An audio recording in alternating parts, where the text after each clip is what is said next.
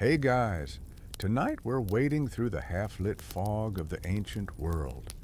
The one where gods yawn, titans nap, and nobody's quite sure who's still on shift. You can almost smell the dust of marble and hear the faint creak of celestial hinges. Because we're visiting the parts of Greek myth most storytellers skipped. You'll meet beings so old even Zeus had to check the archives to remember their names. And yes, you probably won't survive this mythological boredom, emotionally at least.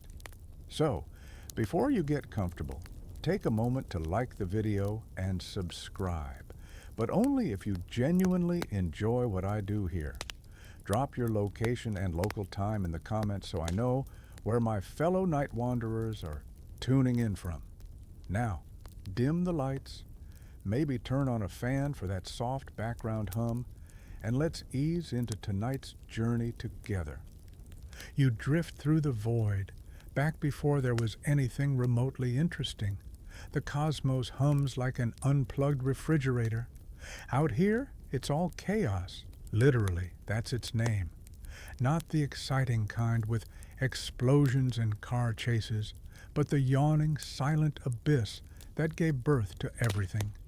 You float for a while, listening to the whisper of nothingness until shapes start to form. Dark, heavy figures rolling like tectonic clouds. Gaia, Earth, yawns herself into being. Then comes Tartarus, the pit, deep and echoing, followed by Eros, who's really just trying to make things weirdly romantic in a very non-romantic setting. The early gods don't talk much. They hum, they ripple, they stare into the middle distance like co-workers at a mandatory meeting that's gone on too long. These are the primordial beings, ancient before ancient was a concept. You pass Nyx, the embodiment of night, wrapping herself in shadows. Next to her, Erebus, darkness, sighs dramatically, as if he's been waiting for someone to ask about his poetry. Historians still argue whether these figures were ever meant to be personalities or just poetic placeholders for natural forces. Either way, they're not exactly chatty. You hover near Gaia as she stretches, shaking loose mountains like dandruff and spilling oceans from her elbows. She's majestic, but also visibly tired. You can sense that she didn't really sign up for full-time creation duty. She just started multitasking before caffeine existed. Soon, she gives birth to Uranus, the sky, who immediately covers her like a heavy blanket and refuses to get up. Their relationship, if we can call it that, sets the tone for millennia of family dysfunction. One fact scholars actually agree on: the Titans came next, 12 children of Gaia and Uranus. You'd think they'd get better introductions, but most were lost in translation. Oceanus, Hyperion, Themis, Mnemosyne, names that sound powerful but whose job descriptions were hazy at best. Oceanus ran the outer sea like a bored lifeguard. Hyperion lit things up occasionally. Themis handled cosmic law before being laid off when Zeus decided to freelance justice. Mnemosyne, goddess of memory, is the only one who took notes, which is why we even remember any of this. Still, for every Titan that made the cut, there were others who just didn't. You float past Creus, the Titan of, well, no one's sure. Historians still argue whether he ruled over constellations, rams, or just awkward silences. He sits alone, flicking stars between his fingers like bored dice. The air smells faintly of ozone and ego. You start realizing that the birth of the world wasn't so much divine as it was a cosmic office startup. Too many founders, not enough structure, and endless meetings about synergy.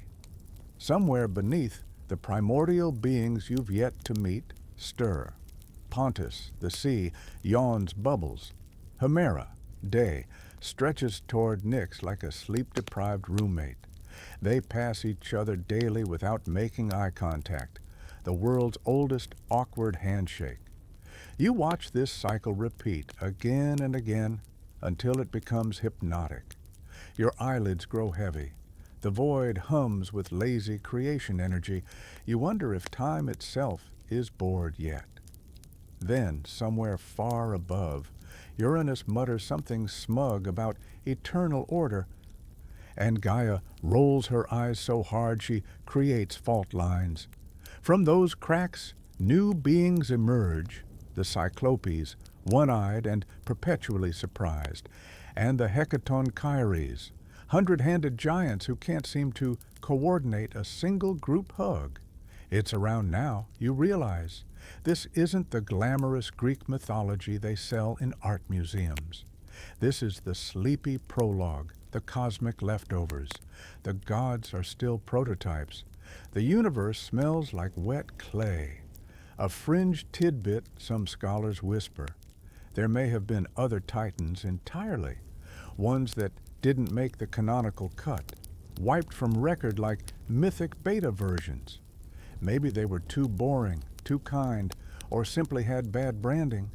Imagine being the god of mild weather or the titan of slightly uncomfortable silences. No epic poetry for you. You drift deeper into the fog, where the voices of forgotten divinities murmur like background static. Here stands Ophion, a serpentine being who supposedly ruled the world before Cronus, only to be tossed aside when mythology needed a more marketable antagonist. He slithers around Mount Olympus's foundations, sighing about lost screen time. The stars shimmer faintly with indifference. A thought crosses your mind. If these early deities created everything, who created them? Historians still argue whether chaos was sentient or merely narrative filler. Some say the Greeks borrowed the idea from older Mesopotamian myths. Others claim it was their poetic way of explaining why mornings exist before coffee. Whatever the truth, you can feel that this cosmic generation is already fading, replaced by louder, shinier gods who'll claim credit later. You notice Gaia watching you now. Her gaze is vast and slow, like tectonic plates thinking. She seems to recognize your curiosity, maybe even your sympathy. She gestures toward a distant horizon made of mist and memory, where the next age is waiting, an age of titans who still remember being gods, but are already halfway to being myths. You take one last look at this tired creation crew. Uranus has fallen asleep mid-boast. Nyx tucks night around him like a blanket. Eros scribbles hearts in the void. Even chaos, that ancient abyss, yawns. The universe, it seems, was built not in a flash of passion, but in a long, drowsy stretch of cosmic boredom. And in that sleepy silence, you begin to drift too, toward the echoing halls where the Titan Leftovers Club still holds their eternal, mildly depressing meetings.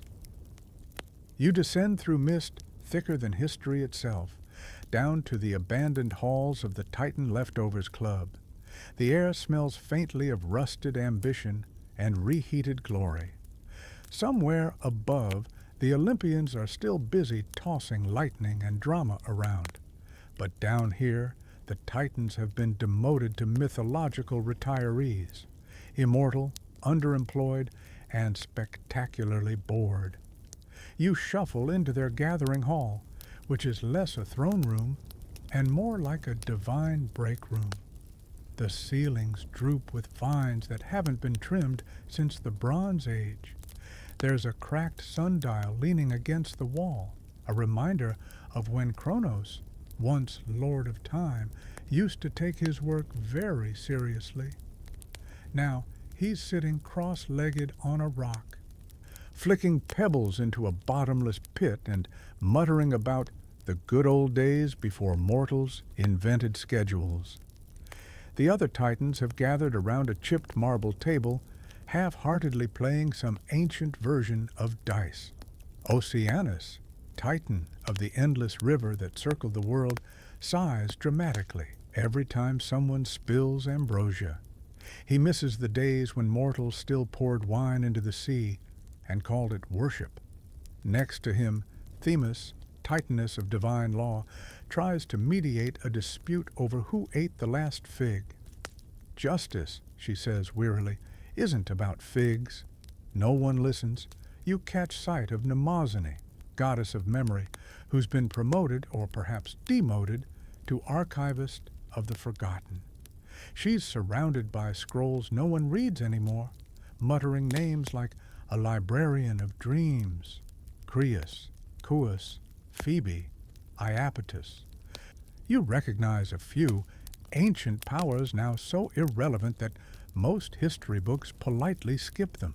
She looks up at you and smiles faintly, the way someone smiles at a tourist who accidentally found a secret room in a museum. A mainstream fact flickers through your mind. The Titans ruled during the so-called Golden Age, when humans didn't need laws or cities because everyone simply behaved.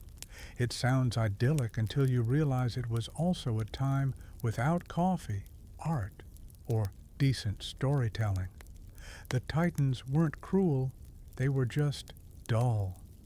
Historians still argue whether their reign represented peace or stagnation, whether they were the architects of harmony or the ultimate cosmic procrastinators. Hyperion, lord of the sun before Helios took over, lounges nearby, polishing an ancient lamp. "Used to light up the world," he grumbles. "Now I can barely keep this thing shining." Beside him, Thea, goddess of sight and shining things, adjusts an oversized pair of bronze spectacles. She mutters about how mortals now think optics is a PR term. You wander deeper into the hall and find Atlas sitting in the corner, holding up nothing. He's still got the posture, still flexing out of habit, but the globe's been confiscated ever since Zeus outsourced Earth management to the human department. You clear your throat and ask him what it felt like to carry the world. He shrugs, just a casual shrug that rattles the ceiling. "Heavy," he says, "mostly paperwork now." Behind him, there's a soft humming sound. Epimetheus, titan of hindsight, is running a support group for those who didn't see it coming. There's a sign carved into stone. Lesson 1. Maybe think before acting next time. Prometheus isn't here. He's still chained to a rock somewhere for stealing fire. But his brother keeps his seat ready just in case. "He'll drop in eventually," Epimetheus sighs, "probably when it's least convenient." A fringe tidbit trickles from Mnemosyne's scrolls. Somewhere in early Greek lore, before Hesiod standardized the myths, there may have been 24 titans, not 12. Half of them were erased during the editing process, victims of narrative budget cuts. Imagine being divine and still losing your spot in the credits. You picture a titan of lukewarm breezes, or a goddess of second thoughts quietly erased from existence, and you can't help but feel a little sorry for them. The scene grows hazy as the titans begin sharing stories that don't quite add up. Cronus insists he invented timekeeping, while Themis reminds him that clocks came much later. Oceanus swears he met Odysseus once, though the math makes no sense. Mnemosyne doesn't correct them. She's learned it's kinder to let forgotten gods remember themselves however they want. The conversation drifts to their descendants, the Olympians, those loud modern deities with flashy temples and far too many lovers. "They get all the worship," Hyperion mutters, "all the statues, even the graffiti." Thea pats his arm gently. "At least we don't have fan fiction about us," she whispers. He looks unconvinced. You glance toward a dark corridor where the air trembles faintly, as if something enormous sighs behind the stone. That's Tartarus, the prison for titans who didn't handle defeat gracefully. You're not supposed to go there, but curiosity tugs at you. Somewhere down that path, the Hecaton Chiras guard their old siblings like overzealous bouncers at an eternal club nobody visits anymore. As you edge closer, Kronos calls after you. Careful down there. Time moves strange where regret lives. His voice is both warning and invitation. You nod, stepping into the dim tunnel lit by flickering torches that have clearly given up on being bright. The air grows cooler. The walls pulse faintly, like the veins of the world. Down here, forgotten titans mumble through the centuries. One hums a lullaby that used to control the tides. Another scratches equations of fate onto the walls with fingers made of stone. You realize that these weren't just gods. They were ideas that the Greeks eventually outgrew. Titans were too massive, too slow, too cosmic. Humanity moved on to deities with tempers, personalities, and plot twists. Historians still argue whether the Titanomachy, the great war between Titans and Olympians, ever truly happened in mythic terms, or if it was symbolic, an allegory for shifting worldviews, chaos giving way to order, old power yielding to innovation. Down here, though, it feels less like a war and more like a reorganization. The Titans weren't so much defeated as reassigned to quieter corners of eternity. You pause beside a cracked statue of Rhea, mother of gods, who once smuggled baby Zeus away from Kronos' hungry paranoia. She looks peaceful now, sculpted in mid-smile, holding a stone infant. A thin layer of dust covers them both, like the world's longest nap. You brush it off gently, and the air sighs with something that might almost be gratitude. As you turn back, you notice something unexpected. Faint golden light seeping from the cracks in the floor. It's warm, pulsing to the slow rhythm of the earth's heartbeat. The Titans may be forgotten, but they're not gone. Their power still hums beneath everything, under your feet, under your stories, under every moment you've ever felt time stretch or memory stir. You climb back toward the surface, past Kronos and Themis and the rest of the ancient committee. They wave lazily. Oceanus raises his cup in salute. Tell the world, he says, we're still here, just quieter now. Above you, the wind shifts and the air smells of salt. Somewhere ahead waits the sea, the next chapter in your slow, drowsy wander through myth. But don't rush. The waves you'll meet there have moods, and the monsters beneath them are about as intimidating as overgrown goldfish. For now the Titans fade behind you, murmuring like old radio static.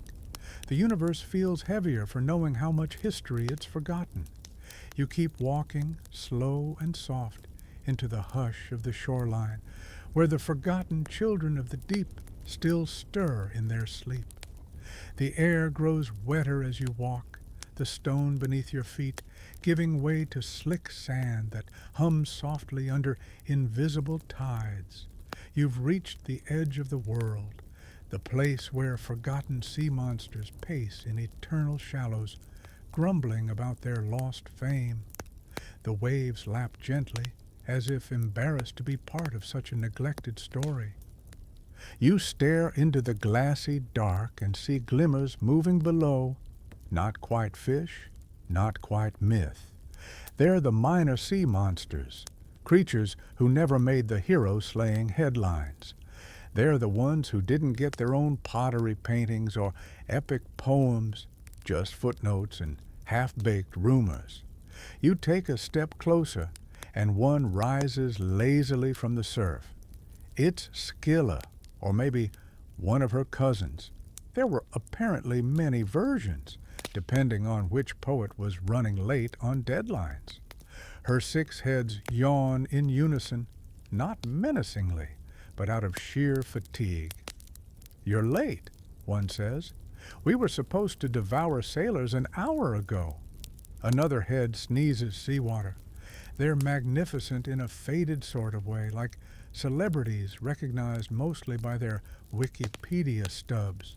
Historians still argue whether Scylla was a cursed nymph, a sea demon, or a metaphor for bad navigation skills.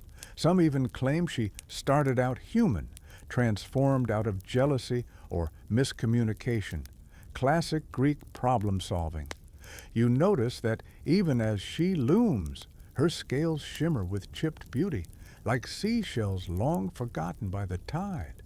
A few meters away, Charybdis snores underwater.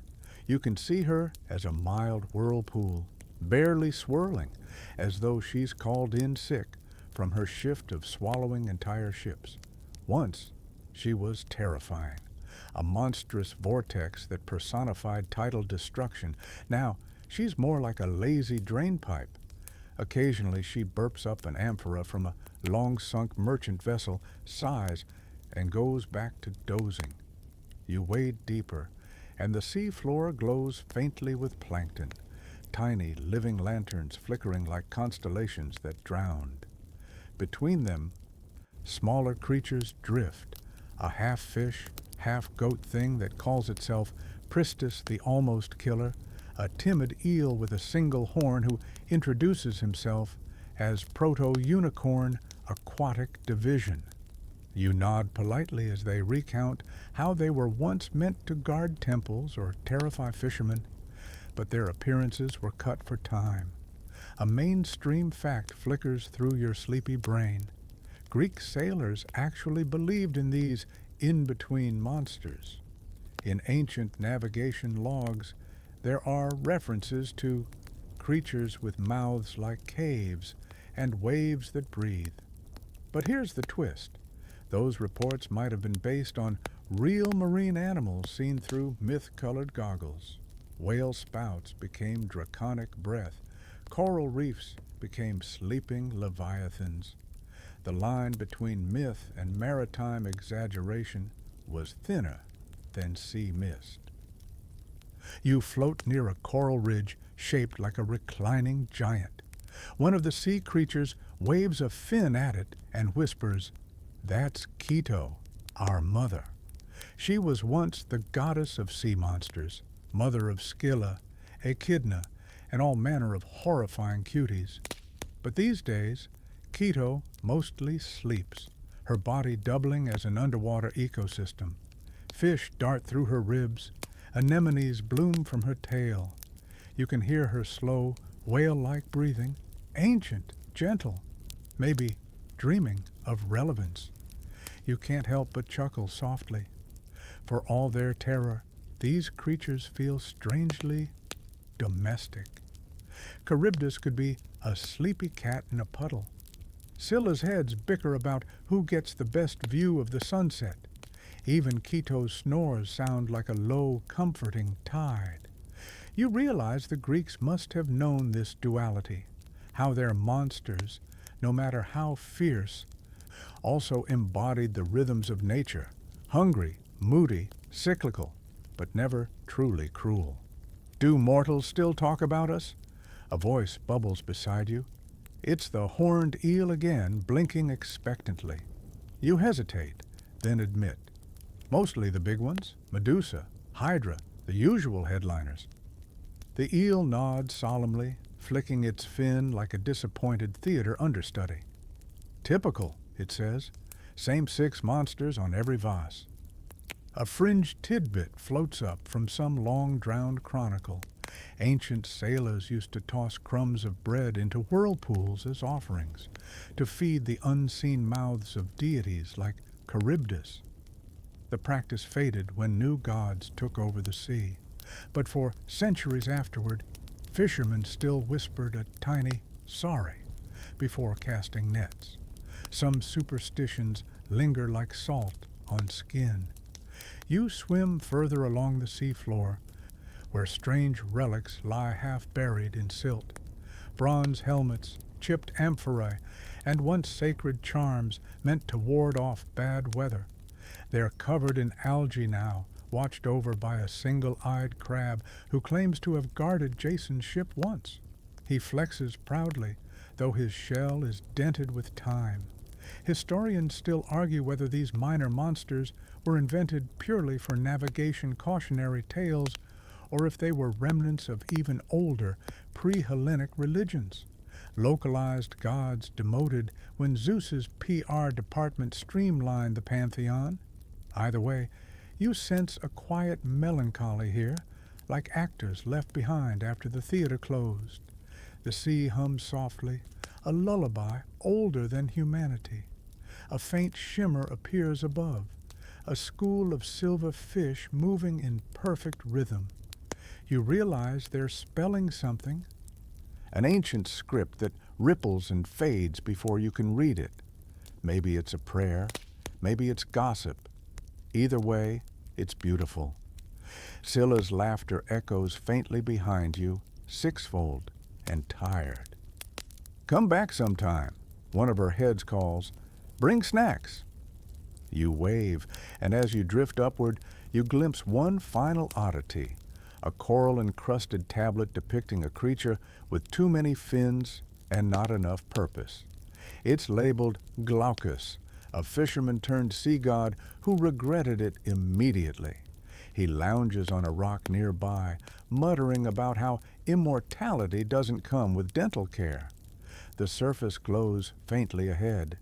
You break through it, gasping, feeling the wind of myth against your cheeks. The ocean's forgotten children vanish beneath you, content to remain unsung. Their stories ripple faintly in the foam, half tragic, half trivial, all beautifully human in their disappointment.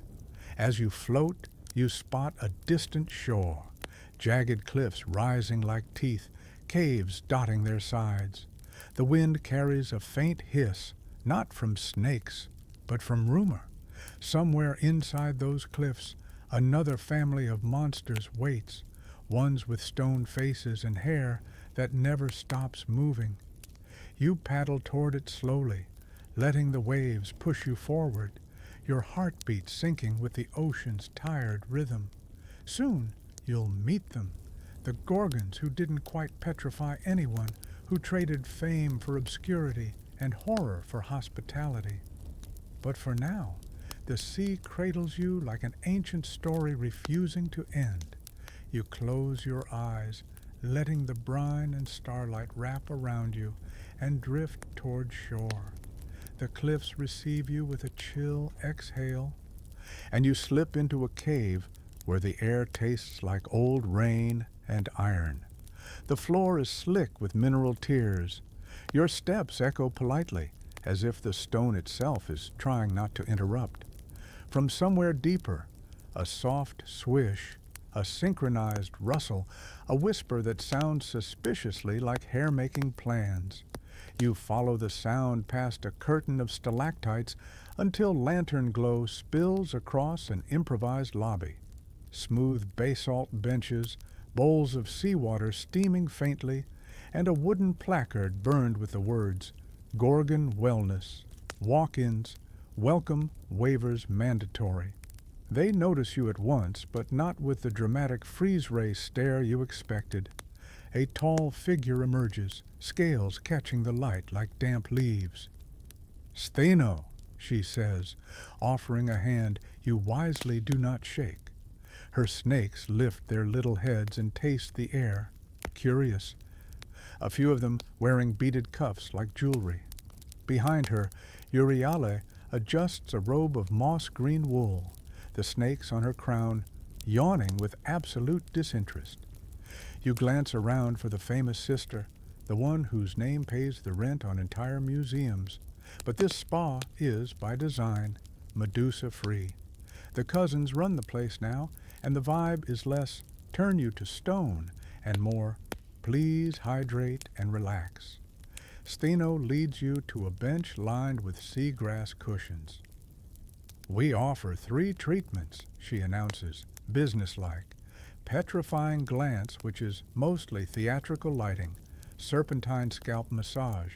Don't worry, we bring our own heads, and the chalcedony glow, a mineral facial that promises complexion so calm it could be a statue.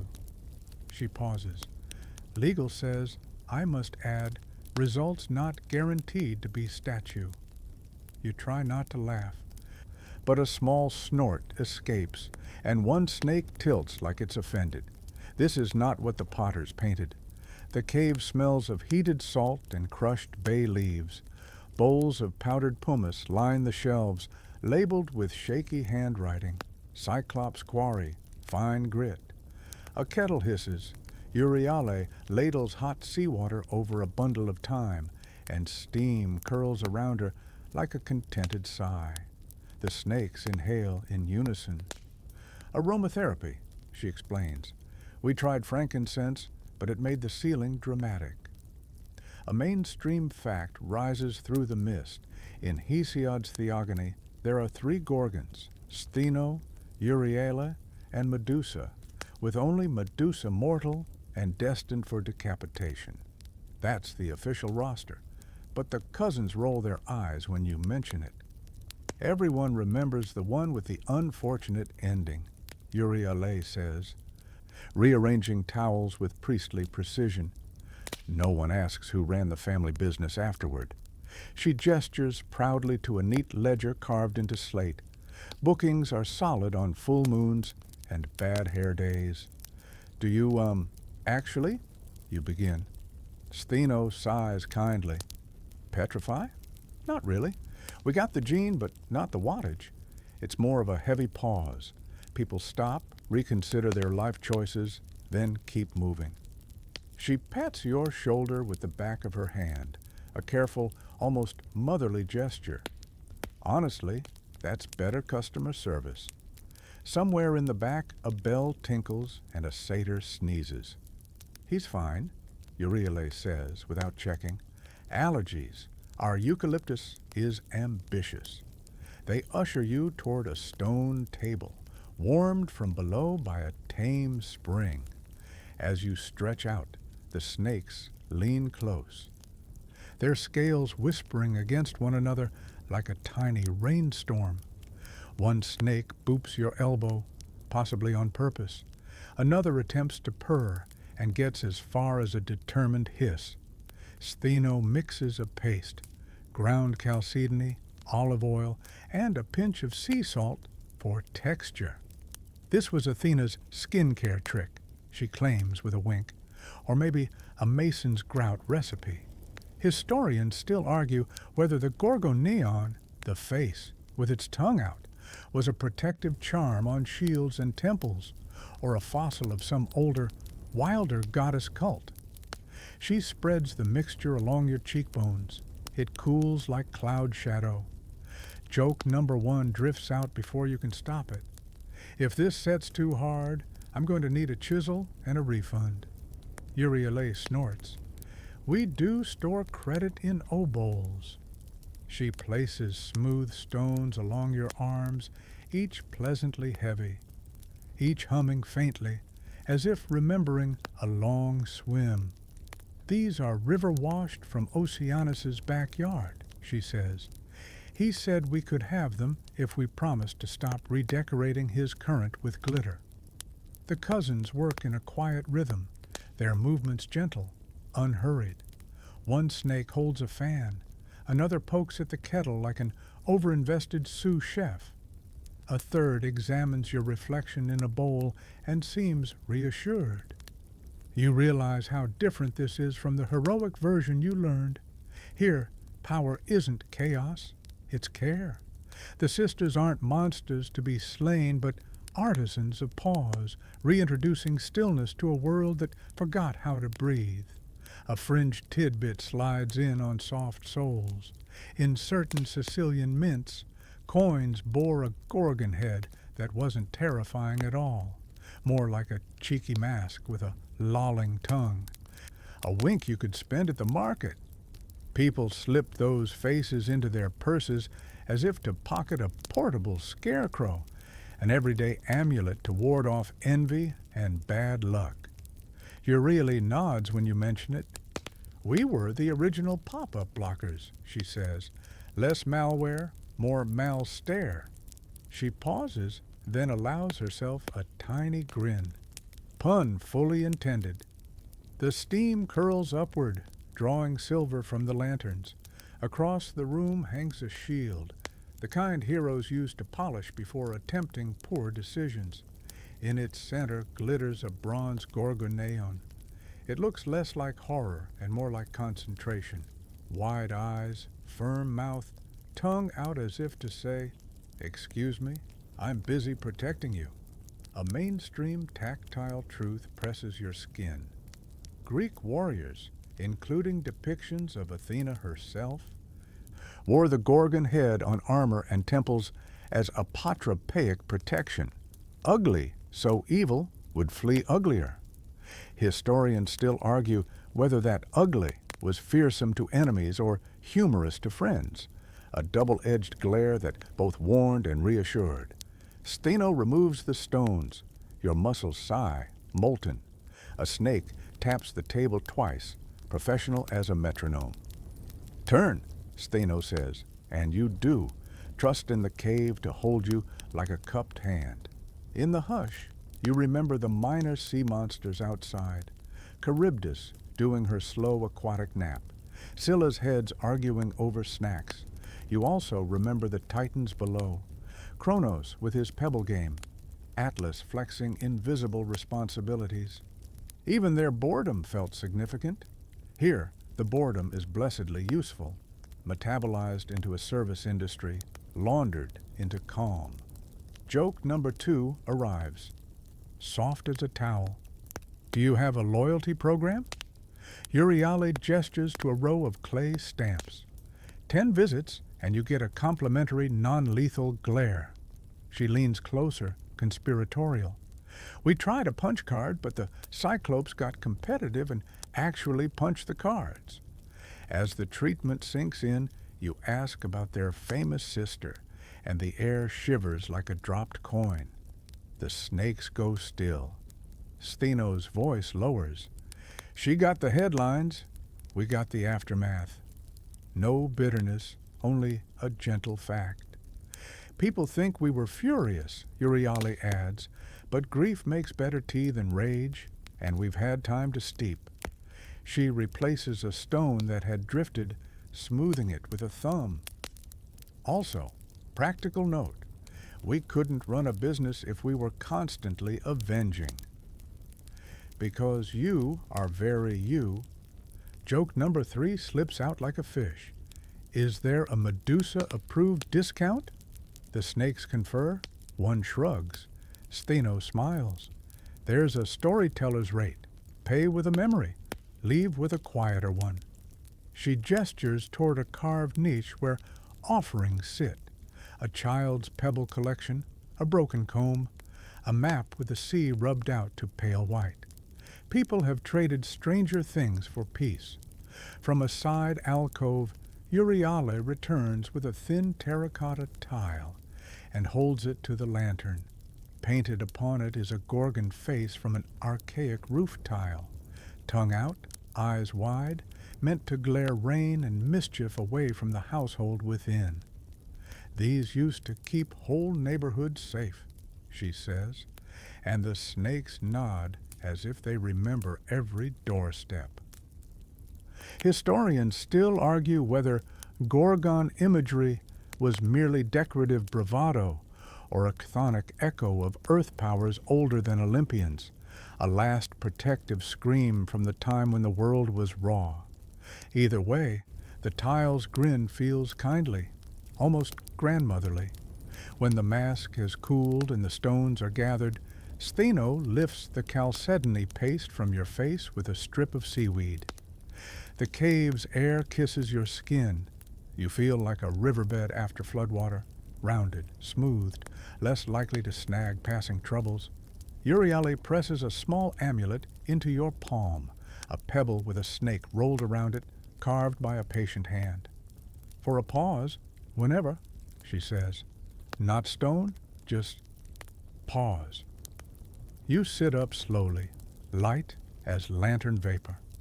Somewhere deeper in the cave, a client laughs, the relieved, hiccuping laugh of someone who let go. One of Stheno's snakes lifts to regard you, then curls into a spiral like a sleeping question mark. Outside, the sea keeps breathing. Inside, time leans back in its chair and stops checking the clock. You thank them, and the cousins escort you to the entrance, where the tide has painted a fresh, shimmering line across the threshold. Tell the surface, Stheno says. We still do the work, just with better bedside manner. Euryale nods. And tell Athena we want our security deposit back for the old Aegis office. Another snake coughs what might be a laugh. You step into the night, the cave's warmth fading into the salt, cool wind. Behind you, the lantern dims, the kettle sighs, and the sign creaks as it settles. Ahead, the path bends toward a forgotten tower and the tired silhouettes of watchmen with nothing left to guard. You tuck the pebble into your pocket. It hums once, a soft, no need to run. You breathe, and the world for a beat agrees. The path turns inland, winding between pale cliffs whose shadows stretch like drowsy giants. The air dries as the sea retreats behind you, leaving salt crystals that crunch underfoot. Ahead, you spot a small fortress, or what's left of one. Crumbling towers lean against the horizon, their gates long gone, their fires long cold. This is where you find them, the watchmen who guarded nothing. At first, you think the place is empty. Then you hear it, a low mumbling chorus, the kind of sound bored immortals make when counting dust motes. You push aside a vine, and there they are, 3 enormous figures slouched against a parapet, their armor tarnished, their eyes glazed with eternity. "Visitor," one says, without enthusiasm. His voice rattles the air like a pebble in a tin can. State your purpose. You look around at the wide, empty plain stretching forever behind him. What exactly are you guarding? You ask. The question lands with a thud. The second guardian scratches his head with a spear. Technically, nothing, but we're on duty until further notice. Their names come slowly, as if pulled from memory's attic. The eldest calls himself Aegyaon, though you suspect it's borrowed. The middle one, Thoas, claims to be keeper of the abandoned flame, though the brazier beside him is stone cold. The youngest introduces himself as Melon, short for melancholy, he jokes, and you decide instantly that he's your favorite. Historians still argue whether such figures ever had individual myths or if they're narrative glue, anonymous sentinels added by poets to fill awkward silences in epic battles. Either way, the trio before you seems trapped between importance and irrelevance, like the background extras of legend who forgot to exit the stage. They offer you a seat on a fallen pillar. The view isn't bad, miles of silent plain where once, they insist, stood a golden gate leading to everywhere important. But the gate vanished centuries ago, and the world stopped needing guarding. Still, Thoas says, poking the cold brazier, orders are orders.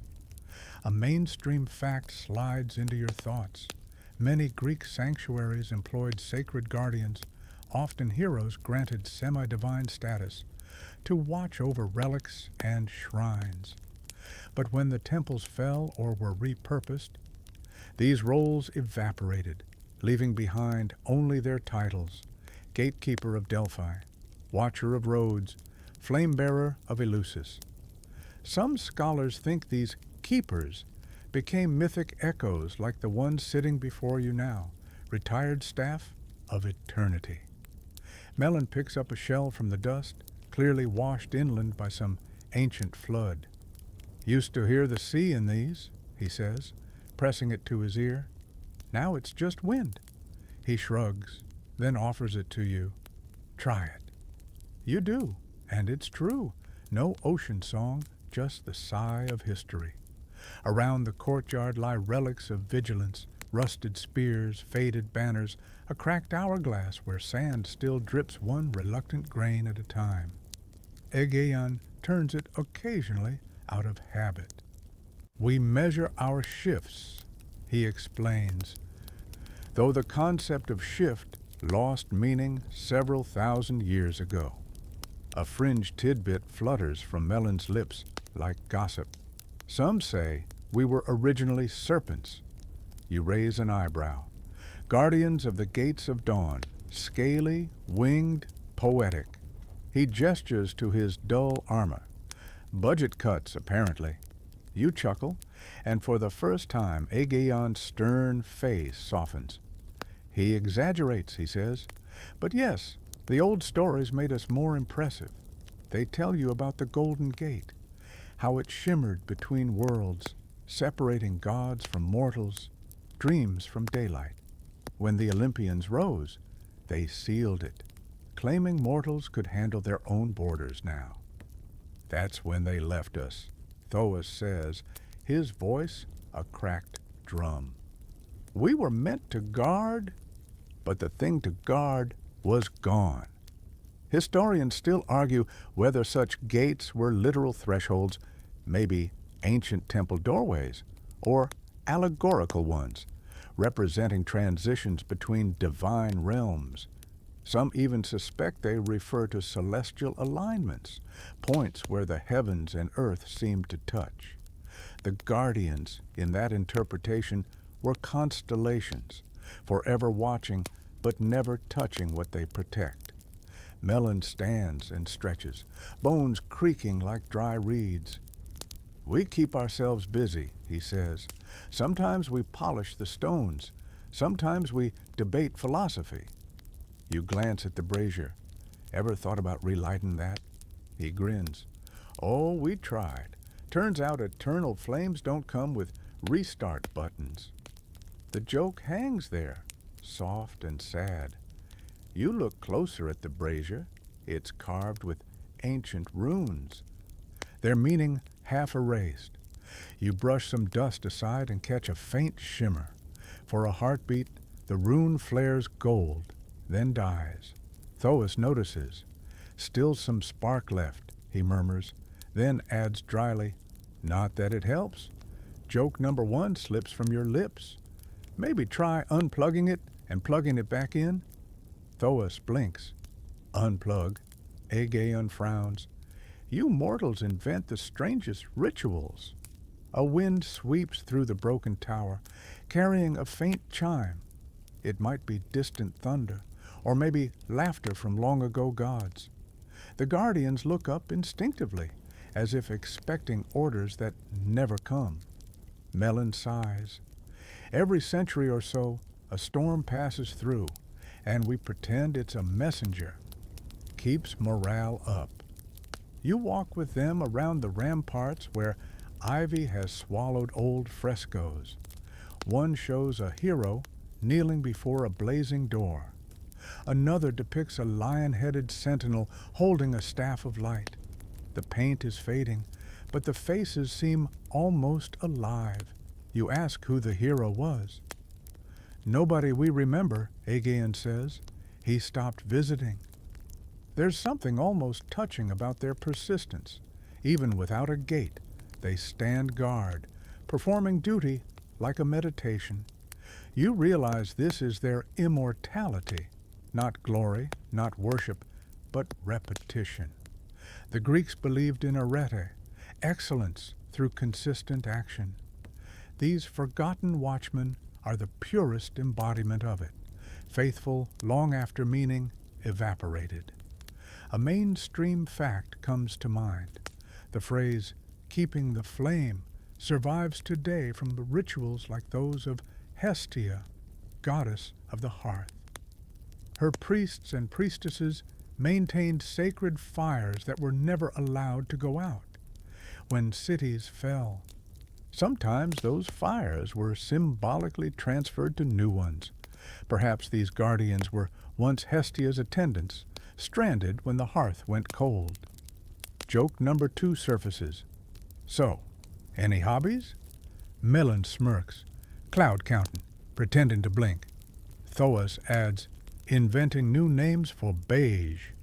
Even Egeon chuckles, a slow tectonic sound. Yesterday we had a thrilling argument about whether moss counts as company. Despite their gloom, there's peace here. The wind hums through empty corridors like a lullaby, and you can almost feel the centuries brushing past you. Patient, unbothered, gently bored. A faint warmth pulses again from the brazier, and this time it lingers. Perhaps your presence has reminded it of purpose, or maybe it's coincidence, but the guardians straighten subtly. Historians still argue whether forgotten myths like these persist because of human memory or divine stubbornness. Maybe both. Maybe every time someone remembers a half-told story, the guardians stand a little taller. As dusk slides in, the ruins glow faintly. The 3 figures take up their posts, one facing east, one west, one toward the horizon where the stars are starting to yawn awake. Melon tosses you a lazy salute. Tell your people, he says, the gate still stands somewhere. Maybe not here, but somewhere. Keep watching. You leave them there, 3 silhouettes against the deepening violet sky, still guarding nothing, and somehow guarding everything that silence protects. Beyond the ruins, the land slopes downward into low meadows where you hear faint laughter, the sound of clumsy instruments, and the rhythmic thump of hooves. The scent of crushed grapes and pine drifts toward you. The forest is alive, and its residents are tipsy on eternal twilight. You step toward the glow between the trees. The air thickens with pine sap and flute music. The moon has climbed halfway up the sky, dangling like a lazy lantern, and you can already hear giggles that sound like hiccups. You've entered the woods where Olympus sends its B-team, the divine interns, minor attendants, and mythological background characters who do all the heavy lifting while the headline gods take the credit. The forest isn't wild exactly, it's chaotically organized. Vines drape from tree to tree like cables, each strung with glowing fruit that doubles as fairy lights. A sign nailed to a stump reads, Olympus Auxiliary Division, where greatness gets coffee. You chuckle. Somewhere, a satyr bleats, we're on break, which might be their slogan. You step into a clearing, and there they are, the lesser gods, lounging on toadstool chairs, surrounded by half-finished ambrosia smoothies. A young deity wearing mismatched armor stands up awkwardly. Welcome, traveler. I'm Euphros, assistant to the assistant of Hermes. He offers a handshake that misses your hand entirely. We handle messages Hermes forgets to deliver, mostly birthday greetings, divine memos, and temple complaint forms. Around him bustle others. Hebe, the cupbearer of the gods, carries a tray of mismatched goblets. She's technically a daughter of Zeus, but tonight she looks like a cheerful intern who's learned to smile through chaos. I keep the nectar flowing, she explains. They spill a lot up there. Historians still argue whether Hebe was ever truly replaced by Ganymede, or whether both roles coexisted in mythic bureaucracy. The stories contradict themselves like ancient HR paperwork. Either way, she seems unfazed. Everyone thinks I just pour drinks, she says, refilling Euphros's cup. But have you ever balanced 12 divine hangovers at once? It's an art. In a corner, a minor wind god named Kaikias practices gust control. He gestures dramatically, conjuring a faint breeze that smells like time and deadlines. One day I'll make a hurricane, he says, but for now I specialize in curtain flutters and soft focus romance scenes. His enthusiasm is contagious. You clap politely, a leaf lands on your nose. Nearby, two demigods play a board game carved into a tree stump. One of them, Melino, a pale daughter of Persephone, moves a token shaped like a skull. "You're losing," she tells her opponent. He shrugs. "It's fine. I specialize in tragic endings." The air vibrates with the low hum of celestial workplace chatter. Some gods compare prayer quotas, others gossip about Zeus's latest lightning misuse complaint. Someone passes around a platter of olives labeled ambrosia adjacent, vegan option. You can't help smiling. It feels like a divine breakroom between eternities. A mainstream fact comes to mind. Greek mythology was sprawling, and the major Olympians, Zeus, Hera, Poseidon, and the rest, often relied on dozens of subordinate deities called daimones to handle specialized tasks. There were gods for door hinges, for wind direction, for the proper fermentation of honey. Ancient people prayed to whichever entity seemed available, like calling customer support and hoping for the right extension. One of them, a nymph named Eurynome, waves you over. "Care for some background divinity?" she asks. She's weaving a garland of ivy that keeps trying to escape. "I used to rule the sea," she says conversationally, "but when Poseidon took over, I started freelancing." She looks proud. "Still get residuals from prayers said in coastal towns." You tell her that's impressive. "It's a living," she shrugs. A small god of echoes named Pheme, you remember her cousin Fama from Latin class, repeats everything twice, but softer. "Welcome, welcome," she says, her voice fading like reverb. She offers you a cup. Nectar light, only 40 ambrosia calories. You take it, sip carefully. It tastes like sunlight, diluted through cloud water. Not bad. A joke bubbles up. "So, is this Olympus's intern orientation?" Euphros nods solemnly. "We prefer the term divine support staff." He gestures at a large scroll pinned to a tree labeled "To do, handle mortals' prayers." Backlog 12,487. "Zeus promised he'd look at this next epoch," Euphros says. "He won't."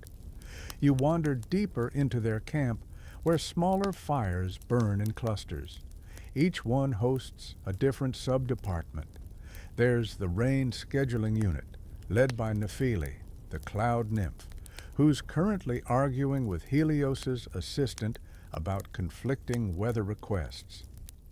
"He keeps booking clear skies over Sparta when I have drizzle penciled in," she fumes. Historians still argue whether such minor weather deities were localized spirits worshipped by small villages or literary stand-ins invented by poets to explain natural patterns. Either way, they clearly take their job seriously. The scene drifts pleasantly absurd. Somewhere, a chubby satyr plays panpipes with surprising grace. "We handle divine morale," he says between tunes. "Zeus says music keeps Olympus from unionizing." You laugh softly. "Does it work?" He grins. "We're still employed, aren't we?" Another god, diminutive and spectacled, sits at a desk made of tree roots. "I'm Horkos," he says without looking up. "Spirit of oaths, I audit broken promises." His quill scratches across parchment. "Busy century." He slides a paper toward you. "Signed any verbal agreements lately?" You decline nervously. "Wise," he says. The penalty clause is eternal side-eye. A mainstream detail tugs at your memory. Ancient Greeks personified abstract concepts: sleep, victory, forgetfulness, even blame. Each had shrines or poems dedicated to them. These minor beings were the connective tissue of mythology, explaining emotions and consequences the major gods were too dignified to handle. One of them approaches now, Lethe herself, spirit of forgetfulness, her dress woven from mist. She offers you a silver cup filled with something clear. "Just a sip," she says softly, "for small worries." You hesitate, but she smiles, and the cup glows faintly blue. You take the tiniest taste. It's not flavor so much as relief. A moment later, you've forgotten what you were worried about. "See," she whispers, "customer satisfaction guaranteed." Joke number 2 escapes you. "So, who's in charge down here?" Lethe looks around. "Technically Dionysus, but he's napping in a grapevine." She gestures vaguely at a hammock swinging between 2 trees. Sure enough, a mop of curls and a snore confirm the god of wine is, indeed, on extended break. As the night deepens, a warm, chaotic harmony fills the air. These lesser gods may lack temples, but they're rich in camaraderie. You can tell they're proud of their obscure corners of influence. Someone starts a toast. To all the names mortals forget, but still mutter under their breath when things somehow work out anyway. The clearing erupts in cheers. A spark of true divinity flickers in the laughter. A fringed tidbit slips into your mind like a whisper. In some rural Greek festivals, locals would pour small libations to unnamed gods before meals, just in case they missed anyone. It was a gesture of humility toward the cosmic middle managers. Euphros raises his cup when you mention it. "Ah, our unofficial holiday," he says. "We call it Maybe Us Day." Historians still argue whether the prominence of these minor deities waned because of theological streamlining or simple narrative laziness. But watching them now, painting constellations on leaves, juggling clouds, and gossiping about mortal trends, you suspect they never really left. They just moved into the quieter corners of existence, content to keep the lights on while Olympus sleeps. The music slows. Fireflies gather in lazy constellations above you, forming imperfect letters that might spell "good job." The interns of Olympus stretch, yawn, and prepare to fade into dawn. Before you go, Euphros presses something into your palm, a small feather tipped with starlight. "Emergency prayer relay," he says. "If you ever need divine customer support, just wave it gently and wait 4 to 6 business eternities." You pocket the feather, smile, and step away from the glow of their fires. The forest hums behind you, a backstage lull of unseen miracles continuing without applause. Ahead, the air cools. A faint scent of brimstone wafts upward from a ravine. Somewhere below, bureaucrats of the underworld shuffle papers by lamplight, debating moral clauses and afterlife logistics. You take a deep breath, brace yourself, and start down the stone steps into their waiting gloom. The steps coil downward like a tired snake, and you follow them into air that smells faintly of ink, old leather, and the last breath someone forgot to return. Lamps gutter in niches. Each flame flickers with the steadiness of a bored heartbeat.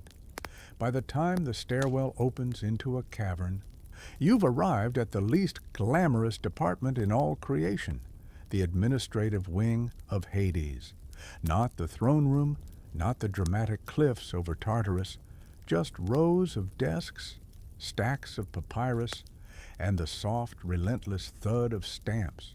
You pause at a roped-off entrance where a sign carved in obsidian reads, "Afterlife intake, please take a number." You do. Your number rolls on forever, obviously. A spectral clerk at the podium looks up through half-moon spectacles. "Welcome," she drones, adjusting a laurel that's wilted from too much eternity. "Purpose of visit?" You consider saying tourism, then decide on honesty. just passing through. She nods as if that's everyone's excuse. Proceed to desk asphodel for general queries. Appeals are at desk elysium. Penalties. You probably don't need penalties. She looks you over once more. Probably. Rows of desks stretch into the dimness, divided by stone pillars that whisper when you walk by. Each desk holds a ledger, an ink pot as dark as the Styx, and a tiny bronze hourglass that turns itself when no one's looking. At desk asphodel, a clerk with papery hands flips through forms labeled Field Assignment, Neutral Lives. Most souls go here, he says, tapping a box with a stylus. Gray grass, soft breezes, decent walking paths. We recommend it for mortals who minded their own business. He smiles. It's very popular. Somewhere to your left, you hear a bell ding. Next judgment, calls a voice, rich as temple bronze. You drift that way and step into a side chamber where 3 figures preside behind a lectern bench. Rhadamanthus, Iacchus, and Minos, the judges of the dead. Minos wears the weary expression of someone who has done this long enough to know that stories repeat. Rhadamanthus's quill moves like a sword through fog. Iacchus counts beads that glow briefly with each name. A mainstream fact settles into your ribs. The Greeks believed these 3, once mortal kings renowned for fairness, judged souls, rooting the very virtuous to the Isles of the Blessed, or Elysium, the very wicked to Tartarus, and the vast majority to the Asphodel Meadows. The system was less about cosmic cruelty and more about cosmic paperwork. Historians still argue whether this judicial trio developed from local hero cults or an older pan-Mediterranean notion of post-mortem courts. Either way, the docket stays full. You watch a case. A farmer tells his story, hesitant but clear. Rhadamanthus asks about kindnesses given when no eyes watched. Iacchus asks small questions that mean big things. Minos listens, then nods. Asphodel, he says gently, and stamps a tablet with the certainty of rain.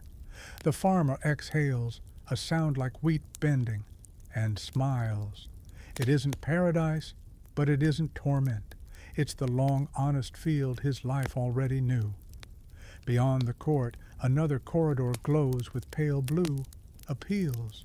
A nervous soul clutches a scrap of gold leaf and whispers lines as if memorizing for an exam. You lean closer. The script is tiny, glittering. I am a child of earth and starry heaven. I am parched. Let me drink from the spring of memory. A clerk nods approvingly. Orphic paperwork, she says to you aside, almost proud. Fringe, once. Now we treat it like a special access pass. She winks. Not many read the fine print while alive. You tuck that away, a quirky tidbit shimmering like a coin. In graves across southern Italy and Greece, archaeologists have found Orphic gold tablets etched with afterlife instructions, passwords for the underworld, and directions to the pool of Mnemosyne instead of Lethe. The idea was to keep your identity, to step out of the endless spiral of forgetting. Here, the clerks file those tablets tenderly as if hope were decent stationery. The intake hall opens into a wide balcony where the Styx threads past, slow water, thick as oath ink. Below, a dock creaks. Karen Mans, well, skeletons, the skiff, resting a bony elbow on the pole. You recognize the old rite from the world above. A coin for the ferryman, usually an obol in the mouth or under the tongue, payment for passage. A slim ledger lists exemptions. We don't turn away the indigent, a clerk murmurs. We're not monsters. We invoice. She flips a page delicately. Net forever terms. You imagine the minor gods of the forest would love that phrase. Maybe Euphros would tuck this whole operation into the divine support staff category. You touch the feather he gave you, still tucked in your pocket, and it warms faintly, like it recognizes bureaucracy from a mile away. Forms? Asks another clerk, sidling up with the tenured enthusiasm of an ancient oak. He points at 3 stacks: regret disclosures, heroic exception requests, and first-time Tartarus orientation. You pass your hand over the last one. It hums with cautionary paragraphs. We like people to know what they're signing, he says. It's good ethics. He pauses, then adds, deadpan. Also good marketing. Joke number 1 edges out of you. Is there an express lane for minor moral infractions? I may have cut in line once at a bakery. The clerk considers. Only if you return the roll emotionally, he says. We have a subform for that. He gestures. There is absolutely a subform for that. Past the balcony, you wander to a cubicle labeled Oaths and Violations, Styx Division. A severe attendant with storm-colored hair files reports. A reminder, she says without looking up. Oaths sworn on the Styx bind even gods. That's another mainstream truth. Zeus himself kept to Styx oaths, with punishments for perjury written into divine HR policy. A coma-like exile and ambrosia suspension, which for an Olympian is basically decaf eternity. We enforce, she adds, kindly but firmly. We're very proud. Joke number 2 tumbles out. So this is the HIPAA of Hades? She blinks, then cracks the smallest smile. We prefer chthonic information privacy protocols, but yes, confidentiality matters. She slides a slate across. Sign here promising not to gossip about punishments at the water cooler. You sign solemnly. The quill writes your name in a soft glow, then eats the signature with a whisper so it can't be misused. Paperwork as guardian, you approve. A hallway to your right throbs with a different energy. Penalties, you don't enter, you only peer. Far below you glimpse individualized consequences, artful, proportionate, sometimes ironic.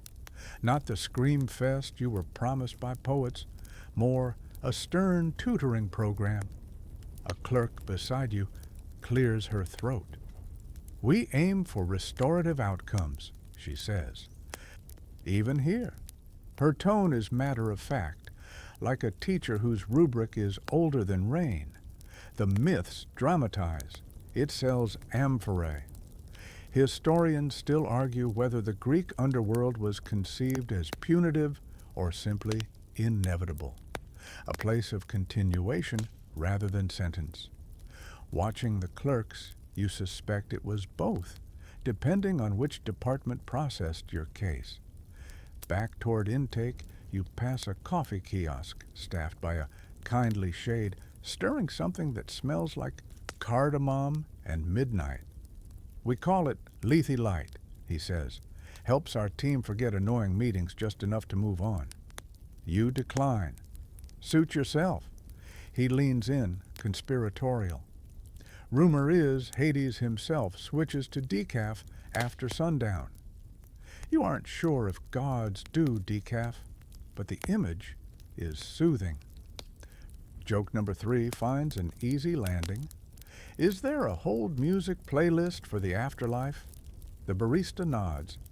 Panpipes remixes mostly, but on slow nights, Orpheus covers. He sighs.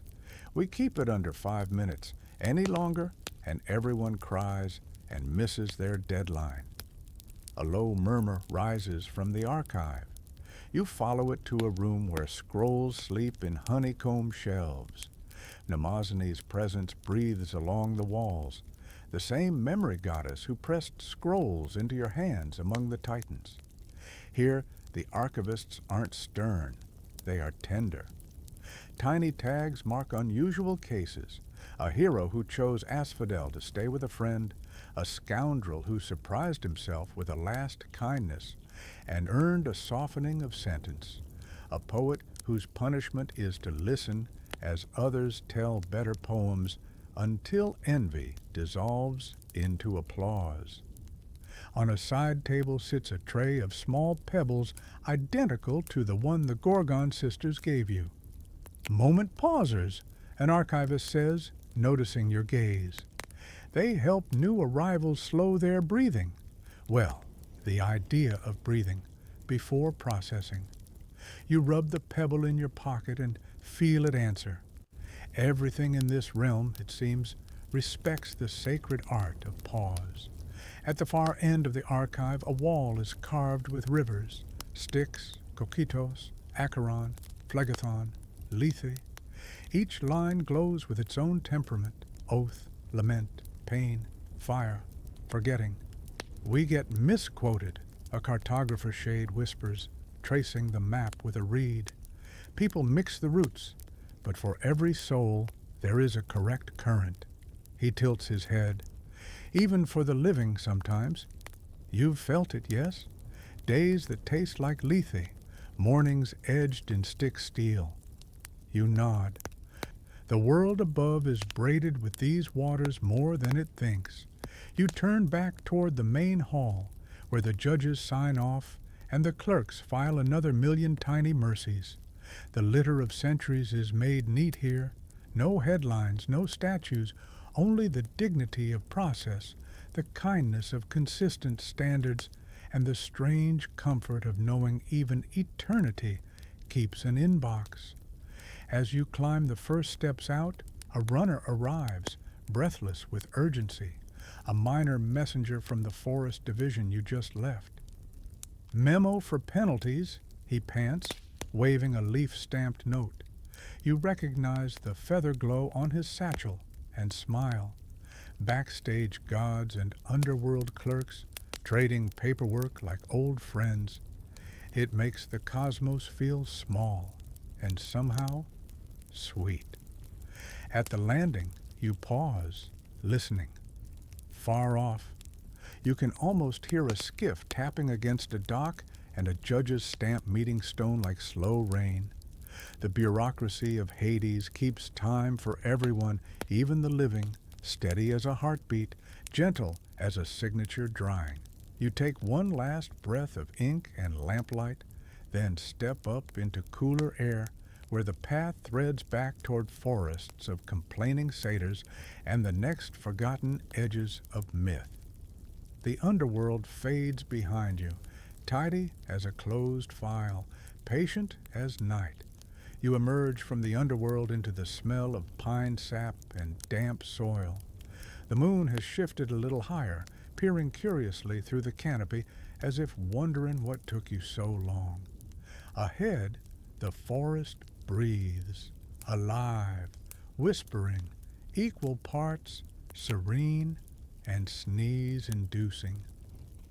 You've stepped into the wild domain of those who never quite made the mythology textbooks, the woodland beasts, the minor spirits, the half-forgotten party guests of nature's old banquet.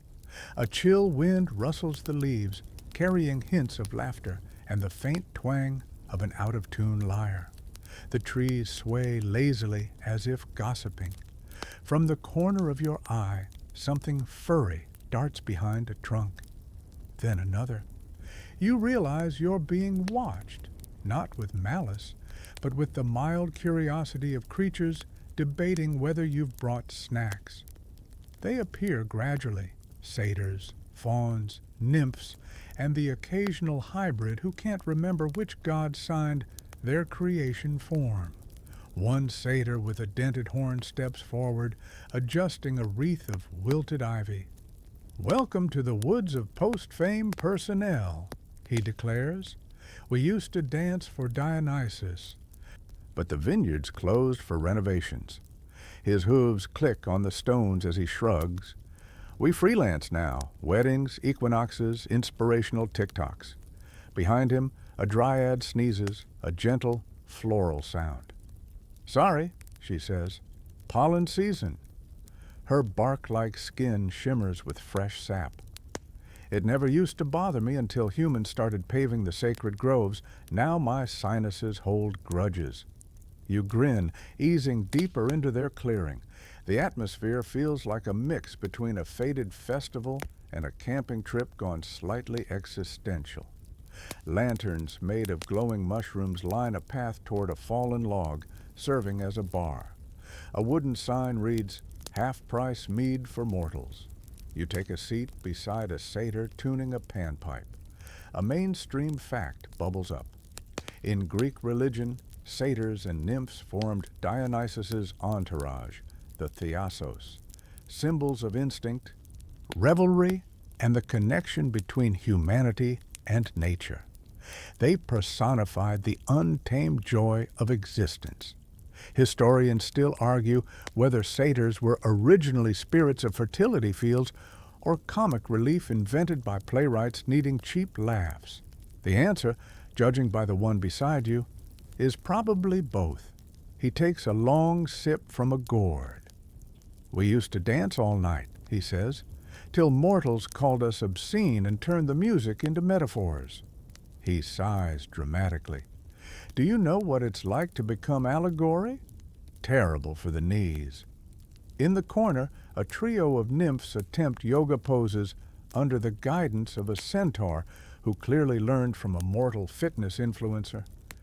"Breathe from your roots," he says, inhaling through his human nose and snorting through the horse part. The nymphs giggle. One topples over, her hair spilling acorns. "It's fine," she says. "Balance was never in our mythos anyway." The satyr bartender introduces herself as Psyche Goddess, or maybe demigoddess, of relaxation. "You probably haven't heard of me," she says, polishing a mug with moss. "My cult merged with Hypnos centuries ago, rebranding." She offers you a drink that smells faintly of honey and nostalgia. "It helps with thinking too hard," she says. You take a cautious sip. Warmth seeps into your bones. A rustle in the bushes interrupts your reverie. From it emerges a creature like a deer, but not, antlers tipped with blossoms, eyes bright as morning dew. It pauses, gives a courteous nod, and disappears again. Psyche follows your gaze. "Ah, the Ligonian." She lowers her voice. Spirit of mild surprises, he shows up when the forest wants to remind you it's still magical, but in a low-stakes way. You chuckle, realizing this place feels like nature's after-party, the mythological leftovers who found peace in irrelevance. Joke number 1 slips out. "So this is what happens when divine performers retire." The satyr nods sagely. "Exactly. We're the forest's B-side." A fringe tidbit rises to mind. Certain fragments from lost Greek comedies mention rural spirits who were believed to inhabit abandoned sanctuaries, caring for plants and animals after human worship faded. Archaeologists have even found offerings left centuries later, jars of oil, small loaves of bread, perhaps given to these caretaker nymphs. You mention this, and Psyche beams. "See? Someone remembered." She gestures around. "That's us, the long-term gardeners of forgotten magic." Nearby, a group of fauns plays a gentle melody on reed flutes. It's not perfect. Some notes wobble, some squeak, but it carries the weight of centuries. The rhythm slows time. A breeze joins in, rustling branches in time with the beat.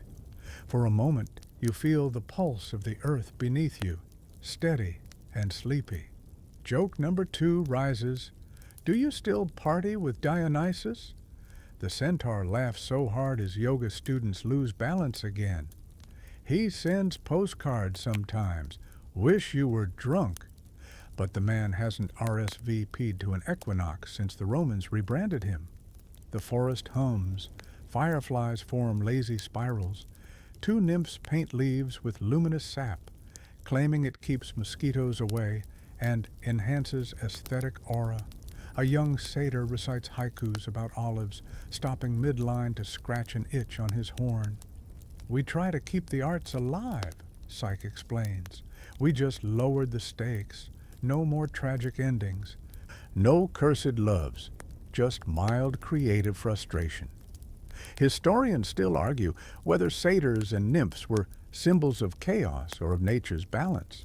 Watching them now, you see both, impulsive yet harmless, hedonistic yet nurturing.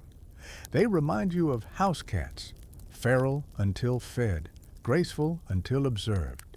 The mead makes your eyelids heavy. Someone begins a story around the fire, a tale about the last time these forest dwellers performed for mortals. We tried to stage a full Dionysian procession, the storyteller says. Banners, masks, the works. But halfway through, people thought it was a flash mob and started filming. He sighs. We went viral for 48 hours, then forgotten again. Classic tragedy. You laugh softly, and so do they.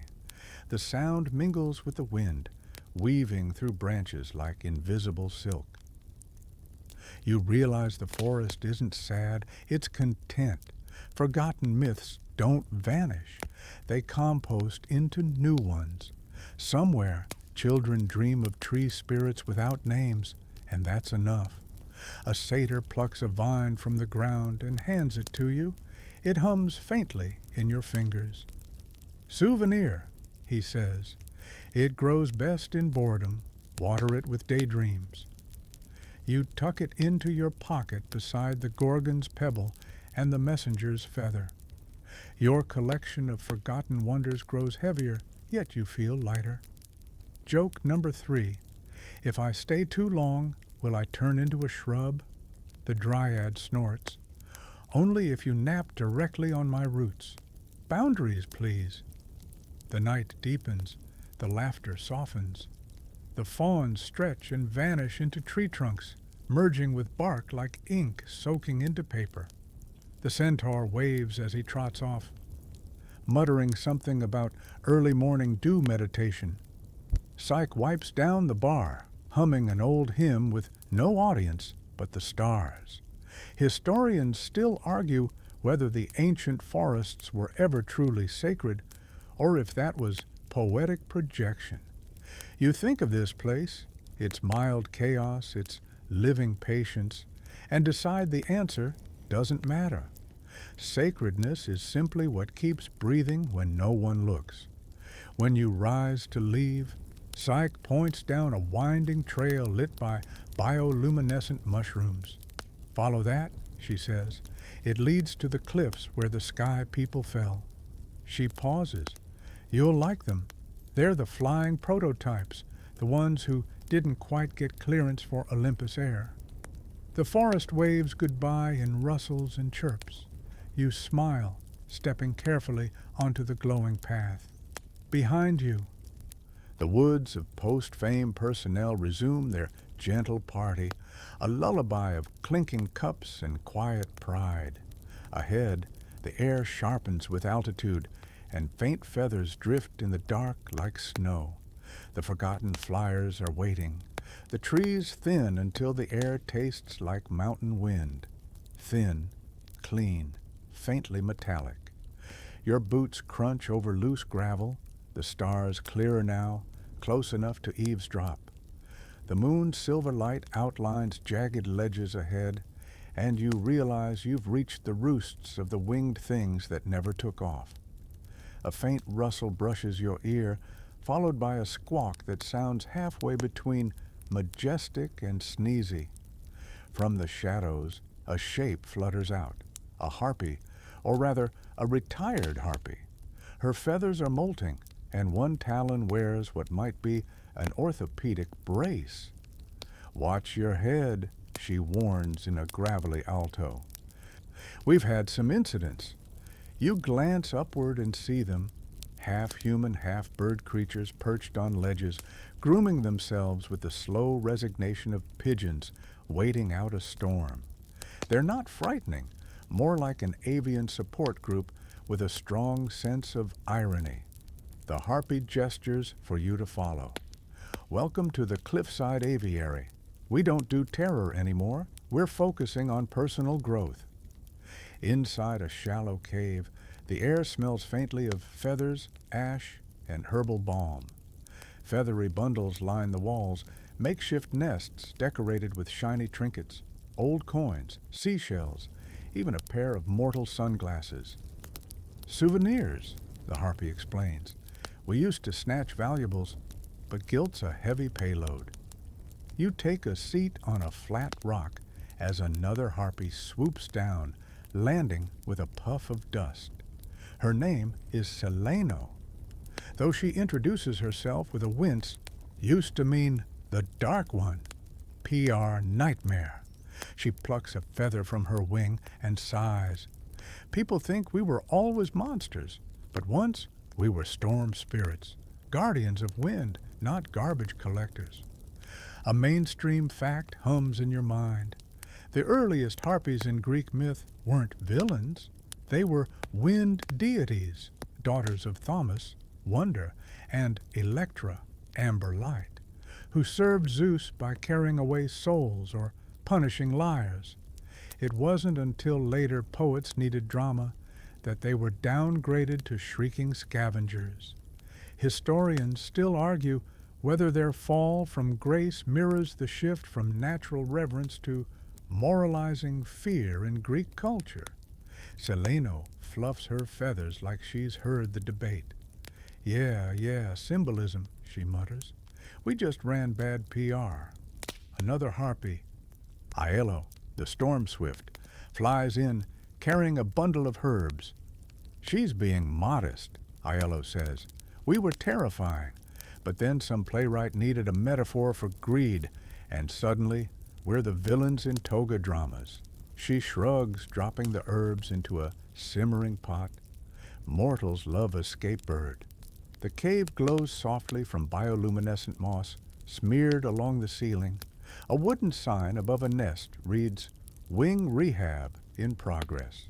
You peek inside and find a young creature, half harpy, half mortal, flapping experimentally. We get hybrids sometimes, Elo explains. Fallen angels, half-baked cupids, even one or two failed Pegasus prototypes. They all end up here. Joke number one flutters out of you. So, is this where mythology's flight school went bankrupt? Seleno chuckles, a rasping, amused sound. Exactly. The tuition was sky high, and most of us graduated into unemployment. At the back of the cave, a large, feathered form snores. That's Orthrus, Alo whispers. Used to guard something important. Forgot what. You squint. Orthrus was the two-headed dog from Heracles' Labors, but this version looks smaller, fluffier, and single-headed. Budget cuts, Aiello explains again. You notice the harpies' nests are lined with scroll fragments, poems, letters, old invoices. We collect wind-blown words, Seleno says. Every gust carries scraps of mortal chatter. We keep the ones that sound like dreams. She passes you a piece of parchment that reads, I will learn to fly someday. The edges glow faintly blue. That one's been floating around since the Bronze Age, she adds. Still hasn't expired. A fringed tidbit drifts from memory. In Hellenistic art, harpies sometimes appeared not as monsters, but as symbols of sudden death, a soul carried swiftly to the next world, not cruelly, but mercifully. You mention it, and Seleno nods. Exactly. We were couriers, not kidnappers. But people kept writing plays where we stole food or cursed heroes, and reputation's everything in the immortal gig economy. You step outside with them onto the ledge. The wind roars below, strong enough to tug your cloak.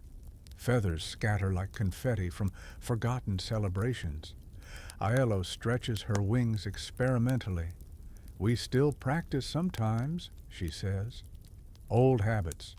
She leaps, glides in a perfect circle, then lands gracefully, breathing hard. Short flights only, The updraft's not what it used to be.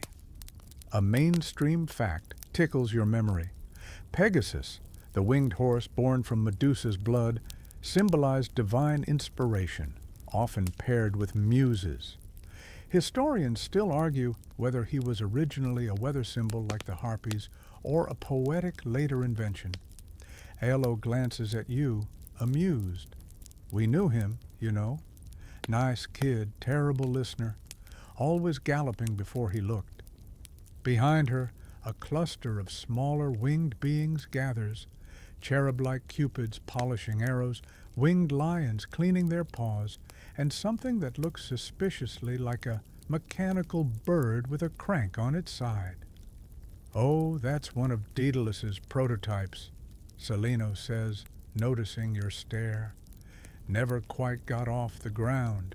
We keep him around for the company. He tells great riddles when wound up.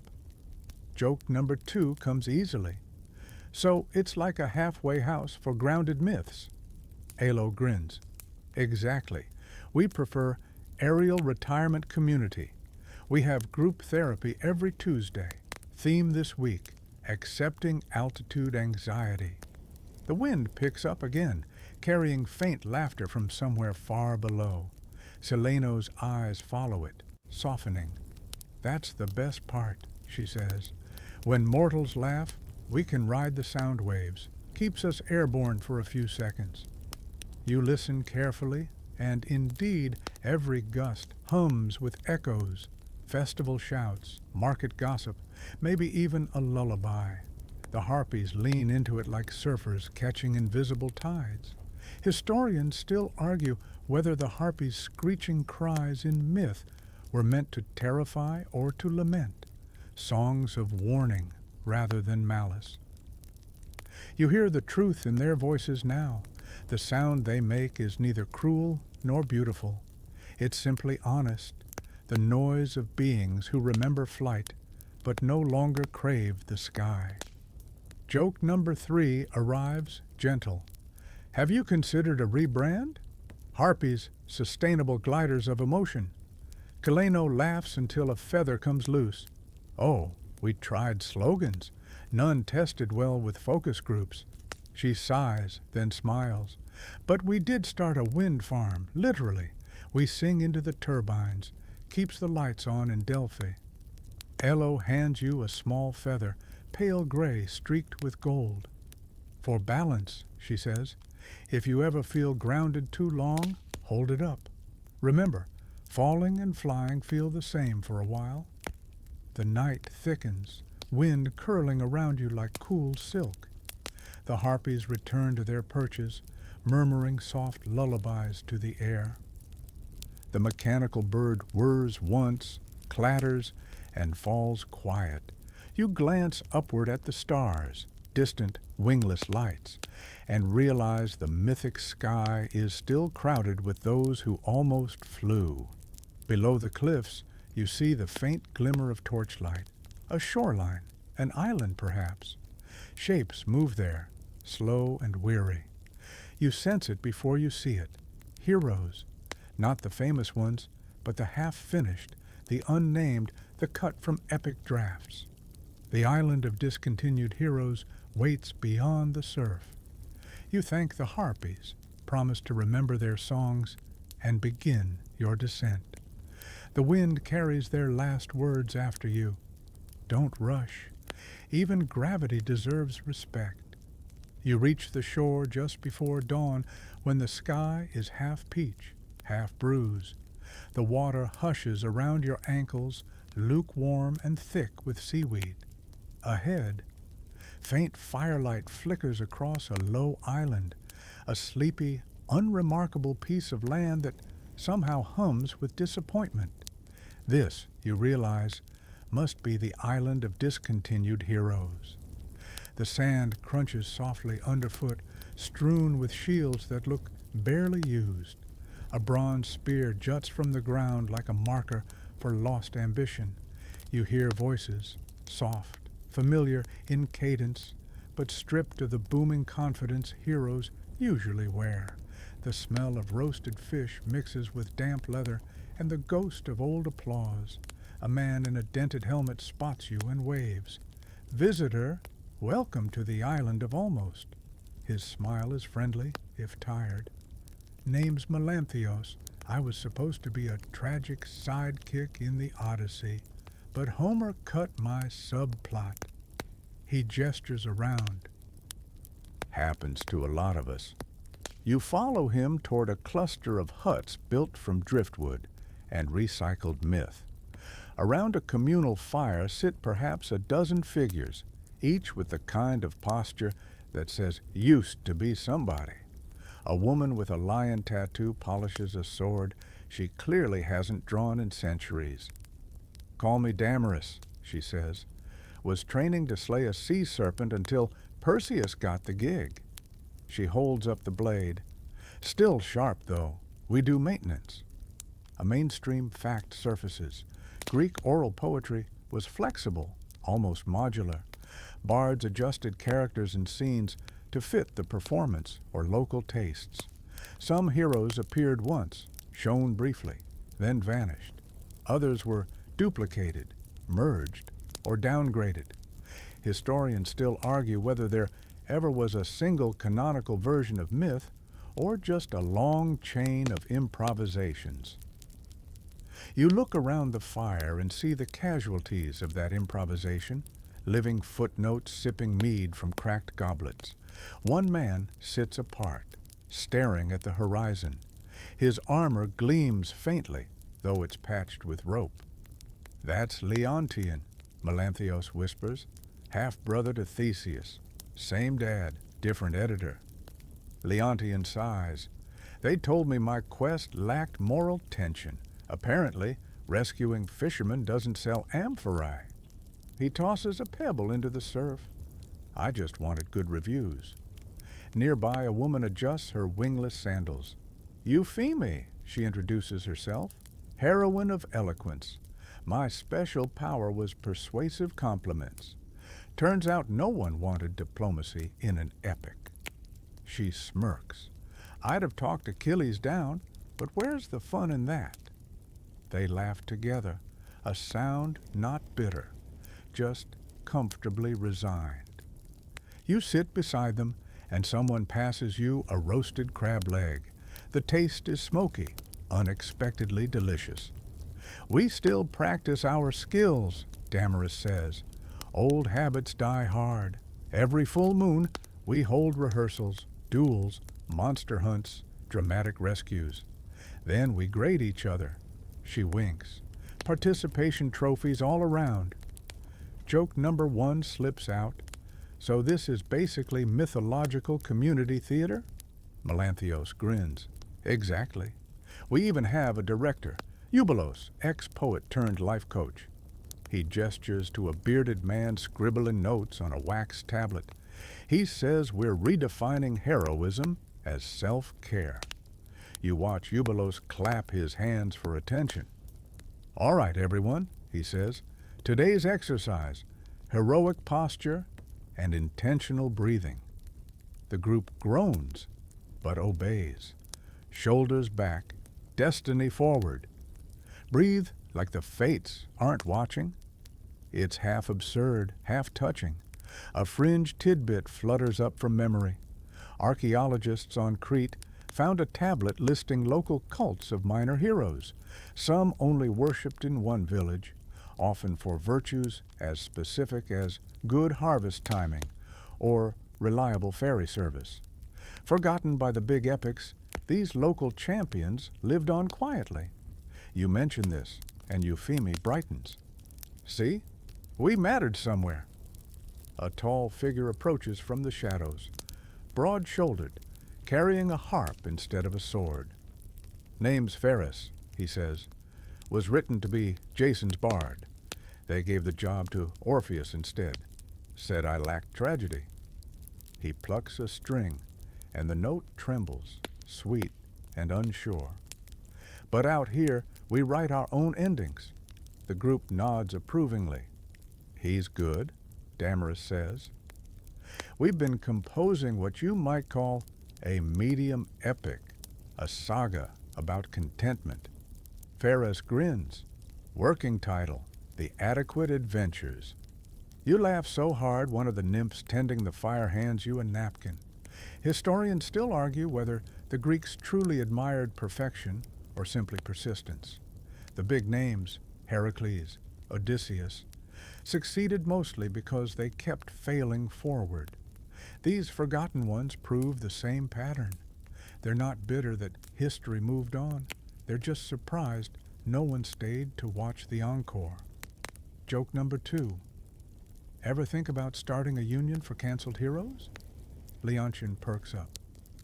We tried, but union meetings turned into feasts, and feasts into brawls. Hard to maintain bylaws when someone keeps challenging them to single combat. The fire pops, sending sparks upward like fleeing constellations. Someone passes around a clay jug labeled ambrosia, diluted. The taste is oddly comforting, like honey watered with nostalgia. We dilute it so we can nap afterward, Euphemie says. Full-strength ambrosia keeps you awake for decades. The conversation drifts toward the old glory days, sieges, prophecies, monsters that looked better in person. Yet beneath the humor, there's warmth. They're proud of their brief appearances. Melanthios describes how his one surviving line in an obscure fragment mentions him saving a goat. That goat was symbolic, he insists. Probably. The sky pales, dawn tiptoes across the water. You notice a small amphitheater carved into a nearby hill. Our stage, Damaris explains. We reenact myths that never got told. You follow her there as the group takes positions. The play begins, a hero rescuing a village from an argumentative sea sponge. The dialogue is clunky, the costumes improvised, but something about it glows with sincerity. The sponge argues its case. I only absorb what's spilled. The hero hesitates, then decides to reason instead of slay. The villagers cheer, curtain, applause ripples through the grass. You clap, genuinely moved. We call it heroics for beginners, Eubolos says. The moral changes every time, but the ending's always soft. As the performance winds down, Ferris plays his harp, weaving a tune both triumphant and sleepy. The air feels heavier, like even the wind is proud of these half-heroes. You realize they've found a quiet kind of immortality, sustained not by glory, but by practice. A mainstream reflection slips into your thoughts. The ancient Greeks valued kleos, the fame of being remembered. But kleos could be gentle too, an echo, a whisper, a campfire story about someone almost great. These islanders live on that softer echo. Joke number 3 surfaces tenderly. If you ever restart the hero business, I'm applying for sidekick. Damaris smirks. We pay in gratitude and very long naps. As the sun finally crests the horizon, the heroes yawn, stretching like cats after a century's rest. We'll sleep through the mortal day, Melanthios says, but when night returns, we'll rehearse again. Stories need exercise. He presses a coin into your hand, bronze, engraved with the word almost. For luck, he says. It spends only in dreams. You pocket it carefully beside your other relics. The island hums behind you, a choir of nearlys and almosts.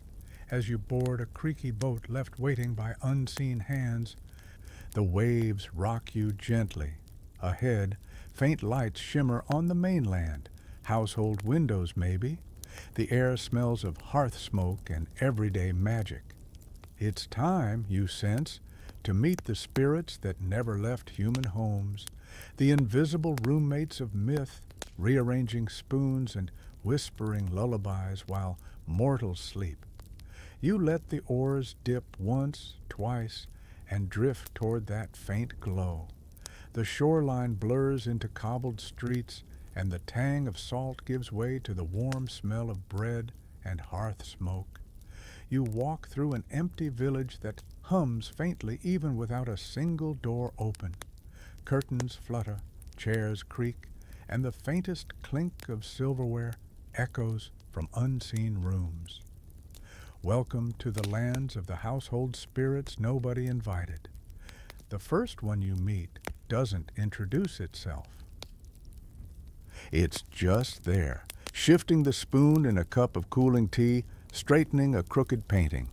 You blink, and the spoon stirs itself again. A whisper brushes your ear. Now it's balanced. You turn, and a man-shaped shimmer hovers near the stove. He looks faintly sooty, wearing a cap that might be made of candle smoke. "Don't mind me," he says in a tired but polite tone. "I'm a Hestian remnant, domestic division. Used to keep the sacred flame, now I just keep the pilot light going." A mainstream fact flickers through memory.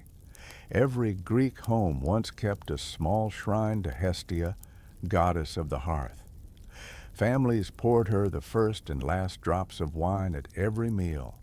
But as temples rose and public worship shifted to flashier gods, those humble household offerings dwindled. Historians still argue whether Hestia's cult truly vanished or simply dispersed, becoming countless little presences like this one, invisible but busy. The spirit pokes the embers with a stick of incense. We keep things running, draft checks, curtain flutters, that someone watching over you sensation mortals like so much. He shrugs, unpaid naturally. In the corner, another form peeks out, a short, round creature made of flower dust and mischief. "Name's Silos," it chirps. "Pantry sprite. I used to guard grain from mice. These days I mostly alphabetize spices." Its grin is a perfect crescent. "Cinnamon and cumin never get along." Joke number 1. "Do you get dental coverage for that?" Silos snorts. "Dental? Friend, I'm 90% carb." The house itself seems to breathe around you. Floorboards creak, not from age, but conversation. A broom leans against the wall, humming quietly. From upstairs comes the distinct sound of something small hopping in rhythm with the ticking clock. The hearth spirit notices your glance. "That's a Domovoy cousin, Slavic branch, visiting on eternal exchange program." He sighs. He never stopped sweeping. Great guy, terrible with boundaries. A fringe tidbit drifts up. In some rural Greek regions, even into modern times, families still left crumbs or bits of cheese near the fire for the agathos daemon, the household guardian. Some said it appeared as a tiny snake, harmless and polite. You mention this, and the hearth spirit nods. "Yes, the agathoi. We're the polite ones. The rest?" He gestures toward the pantry. You peek in. It's a war zone of neatly labeled jars and passive-aggressive clattering. A small gray blur streaks past, a poltergeist of salt. "That's a mischon." Silos sighs. He thinks rearranging utensils builds character. A crash, then a sheepish voice. "Found the ladle." Historians still argue whether these domestic spirits were fragments of ancestor worship or personifications of luck. Some scholars insist they were simply metaphors for hospitality, how the Greeks imagined warmth itself as alive. But standing here, watching a tea towel fold itself, metaphor feels like the least plausible option. You move through the rooms, noticing how each object carries intent. The window shutters close when you shiver. A cracked vase straightens as if embarrassed. It's less haunting than housekeeping. These aren't ghosts. They're habits with personalities. A doorway curtain flutters, and a new figure shuffles through, tall. Translucent, trailing parchment. "Inspector," the hearth spirit mutters, "from the Bureau of Forgotten Blessings." The newcomer adjusts his glasses. Routine audit, he says briskly, checking residual gratitude levels. You there, human. When was your last thank you for existing offering? Joke number 2 slips out. I watered my houseplants last week. He scribbles something on his parchment. Partial credit. The inspector explains his task, measuring how much unnoticed kindness lingers in the world, leftover warmth from smiles, shared blankets, and good dinners. That's our energy source, he says. Not worship, not prayer, just acknowledgement. He sniffs the air. This place runs a little low. The hearth spirit rolls his smoky eyes. Told you the modern ones live on takeout. You wander into the kitchen. The counters are immaculate, though no hands clean them.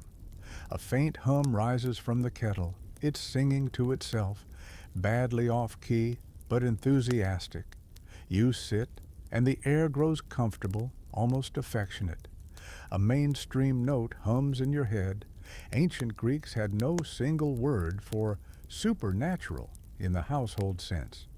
They used daemon, a term that didn't mean evil, but intermediary, something between mortal and divine. Socrates famously claimed to have a personal daemon guiding his decisions, a moral whisper rather than a haunting. You suspect this house is full of such whispers, small nudges toward kindness disguised as squeaky hinges. Silos brings you a plate of honey cakes. Don't eat all of it, he warns. Leave crumbs. Reciprocity is the rent. You take a cautious bite. The taste is perfect, comfort without excess. It reminds you of afternoons that never quite happened, but still feel familiar. Joke number 3 surfaces. You guys ever unionize? The hearth spirit chuckles. We tried once back in the Roman era. The lares and penates led the movement. But then someone summoned Mercury to negotiate, and he sold us insurance instead. Outside, dawn light creeps through the shutters. It touches everything with warmth that isn't quite sunlight. It's gratitude, the byproduct of centuries of unnoticed care. The spirits fade a little in brightness, yawning. We nap during daytime, the hearth spirit explains. That's when mortals think they're in charge. Before you leave, the inspector hands you a small clay token stamped with a hearth flame. Proof of appreciation, he says. Wave it once whenever you feel lonely. We'll rearrange something subtle to remind you you're not. You pocket it, feeling its gentle pulse. The house sighs as you step outside, as if closing its eyes. The street remains empty, yet you sense movement behind every window, a quiet orchestra of unseen devotion. Historians still argue whether the line between myth and psychology blurs here, whether household spirits were projections of comfort or comfort itself. Learning to move furniture, you decide both can be true. As you walk away, curtains flutter farewell. Somewhere, a kettle whistles once, proud of its timing. The air smells faintly of cinnamon and smoke. Ahead, on a low hill, you see a cluster of tents and hear muttering voices, sharp, confident, frequently wrong. The oracles and prophets are awake, warming up their cryptic phrasing for another day of half-accurate glory. You tighten your coat against the morning chill and follow the sound of prophecy rehearsing itself. The hill path hums with static as if language itself is waking up. You crest a ridge and find a tent village glittering with mismatched candles, bronze bowls, and desperate confidence. Welcome to the realm of the prophets who misread the script. The first tent bears a sign painted in bold letters, "Fortunes 70% accurate, refunds available in the next life." A woman in a shawl waves you in. "Greetings, seeker. I am Manto, daughter of Tiresias." She squints at you. You've come for advice on hangnails? You shake your head. Worldly direction, then? Or was it pastry recommendations? She frowns at her crystal bowl, which is really a polished shield, and mutters, "Apologies. The Wi-Fi between realms is weak today." You smile politely. The tent smells like sage and mild regret. Behind Manto sits a pile of scrolls tied with colored ribbons. Each ribbon means a revision, she explains. Prophecies require updates. Mortals keep changing the context. A mainstream fact surfaces. The ancient world teemed with oracles. Delphi, Dodona, Claros, each claiming to interpret divine will through cryptic phrases, bird calls, or the rustle of oak leaves. Their messages often came in riddles so vague that any outcome could be declared predicted. Historians still argue whether that ambiguity was accidental or genius marketing. You glance at Manto's scrolls. Do you ever get tired of being misunderstood? She grins. Oh, I depend on it. Ambiguity is job security. Outside, a man in a laurel wreath argues with a goat about omens. The goat seems to be winning. A sign nearby reads, "New branch opening soon. Prophecy Express. Walk-ins welcome." Joke number 1, is this Delphi's franchise location? Manto laughs. We prefer the term inspired subsidiary. The main office went remote centuries ago. You wander through the camp. Each tent specializes in a different divination style. One prophet reads smoke, another listens to the echoes of snoring mortals, and a third just throws olives at a wall and calls it pattern recognition. The overall effect is part carnival, part grad school group project. A slender figure beckons you into a striped pavilion smelling of parchment and rain. "Call me Onomaios," he says, laying out bone fragments on velvet. "I do retrospective readings, prophecies about what already happened. Accuracy rate, 100%. You raise an eyebrow. "Isn't that just history?" "No," he says solemnly. "History with flair." A mainstream note slides into thought. In Delphi, priests interpreted Apollo's utterances from the mouth of the Pythia, often after editing for tone and political favor. Some scholars believe the oracles were less mystical and more data analysts, cross-referencing rumors, trade patterns, and natural events to craft plausible advice. Others insist their insights came from trance states induced by temple gases. Onomaios grins. Gases, gossip, divine whispers, it's all inputs to the same spreadsheet. He sweeps the bones aside and gestures for you to draw a token from a bag.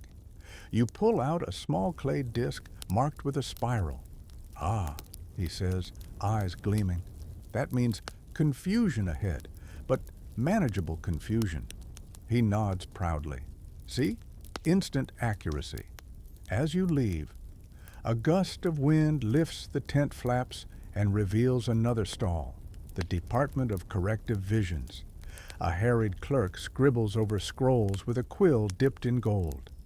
"We issue errata for outdated prophecies," she explains. "Turns out, Beware the Ides of March was meant for a different guy named Julius." Joke number 2 bubbles out. "So, prophecy quality control?" She nods briskly. "Exactly. Every age demands a rewrite. The future is a serial publication." Further along, a fire crackles in the open. Around it, a group of prophets sit in a circle, each taking turns confessing their biggest misreads. "I told a sailor he'd find fortune at sea," one groans. "Didn't specify above or below the waterline." Laughter ripples through the group. Another mutters, "I foresaw eternal glory for a king." Forgot to mention it was posthumous. You sit quietly, listening to their mix of pride and remorse, For beings who claim to know the future, they sound very human. A fringe tidbit floats to memory. Inscriptions from Dodona record thousands of mundane questions mortals asked. Should I plant barley? Will my child recover? Should I sail now? Proof that prophecy was less cosmic mystery and more everyday decision-making tool. These oracles here seem to carry that same earnest exhaustion of customer service. Manto appears beside you again, sipping from a steaming cup. Tea of hindsight, she says, best served lukewarm. She offers you some. The taste is earthy, slightly bitter, like memory. You know, she adds, the gods rarely sent visions directly. We tuned into mortal noise and played it backward until meaning appeared. She leans closer. Truth be told, mortals write the best prophecies. We just transcribe their anxieties. Historians still argue whether oracles truly believed in their own power or simply performed collective therapy for civilization. Watching Manto's gentle smirk, you suspect both. Across the clearing, a tent explodes in sparkly smoke. A young prophet stumbles out, coughing. Too much myrrh, he wheezes, and I might have summoned my ex. The others applaud sympathetically. You find yourself smiling. It's chaos, but comforting chaos, the kind that proves even destiny requires rehearsal. Joke number 3 lands softly. So, if I asked when I'll finally get my life together, Manto cuts you off with a wink. Next Tuesday, or a Tuesday spiritually adjacent. Laughter spreads, and for a moment the camp glows brighter. Maybe it's the dawn light catching on bronze bowls. Maybe it's the relief of taking fate less seriously. A mainstream reflection hums inside you.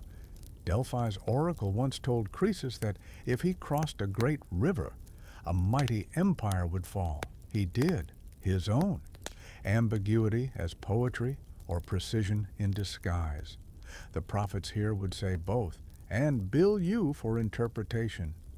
As you leave, Manto hands you a small scroll sealed with wax shaped like an eye. For when you need clarity, she says, just don't open it all at once. The truth's only digestible in small doses. You tuck it beside your growing collection of relics, the pebble, the vine, the coin that says almost, each token a prophecy fulfilled in its own sleepy way. Behind you, the camp quiets. Smoke trails curl into the sky like thoughts leaving the mind before sleep. Ahead, the ground dips into a valley heavy with mist. There, shadows move slowly. Creatures vast but gentle, sipping from streams, their scales dulled with age. The beasts of myth grown too weary to terrorize anyone, you take a breath of sweet, cool air and start down toward them, where creatures that once defined fear now trade it for peace, knitting clouds with claws that once tore heroes apart. The mist in the valley clings to you like memory, soft, damp, faintly metallic. The world here hums in a low register, as if the earth itself has fallen into a deep, contented snore. You've reached the pasture of the creatures that filed for retirement, the resting place for every mythic beast that decided it was time to stop auditioning for nightmares. The first thing you notice is the quiet, not the oppressive kind, but the gentle hush of old power at rest. A hill trembles faintly, and you realize it's breathing. From beneath the moss rises a massive, slow shape, a dragon, or what's left of one. His scales are cracked and overgrown with lichen. One eye opens, yellow and kind. "Visitor," he rumbles, "mind your step. I'm hibernating between eternities." You freeze. Am I disturbing you? He chuckles, the sound like rocks rearranging themselves. Not at all. I've been meaning to wake up for a century or two. His tail swishes lazily, flicking away a small cloud of butterflies. They say the world no longer needs monsters, so I took up gardening. He gestures to a field of strange plants, roses that glow faintly blue, vines twining into the shape of constellations. Hydra taught me pruning, he adds proudly. A mainstream fact surfaces. The Greeks often imagined monsters not as purely evil but as natural guardians, symbols of chaos that heroes had to overcome to bring balance. Once balance was achieved, those creatures faded from stories. Historians still argue whether that disappearance was meant to symbolize moral order or simply boredom with the same plot line. You walk through the valley, passing enormous silhouettes at rest. There's a sphinx reclining beside a boulder, her wings folded like blankets.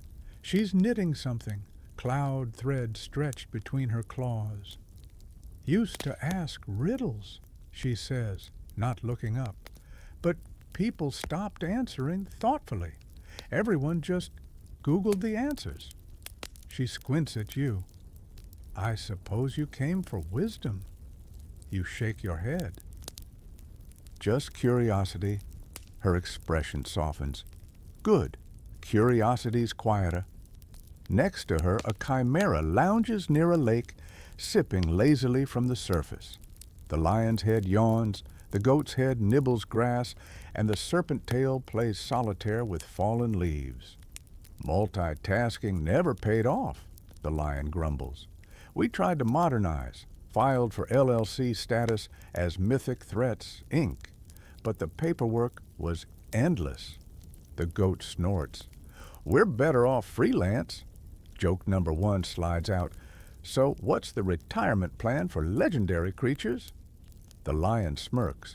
Simple. Don't die, downsize, and invest in obscurity. You stroll further and find the Hydra herself, reclining in a shallow pond.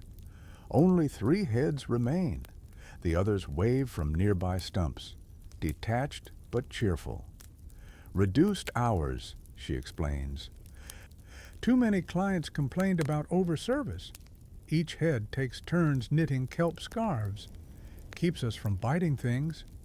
A fringe tidbit bubbles up. Early depictions of the Hydra on pottery show her with 7 heads, not 9. Some later artists inflated the number for dramatic effect. Others claimed every retelling added 1 new head, storytelling as Hydra biology. You mention this and 1 head laughs. Sounds accurate. We're all just overextended metaphors. Atop a nearby hill sits a creature like a horse made of mist. Pegasus himself, or what remains of him.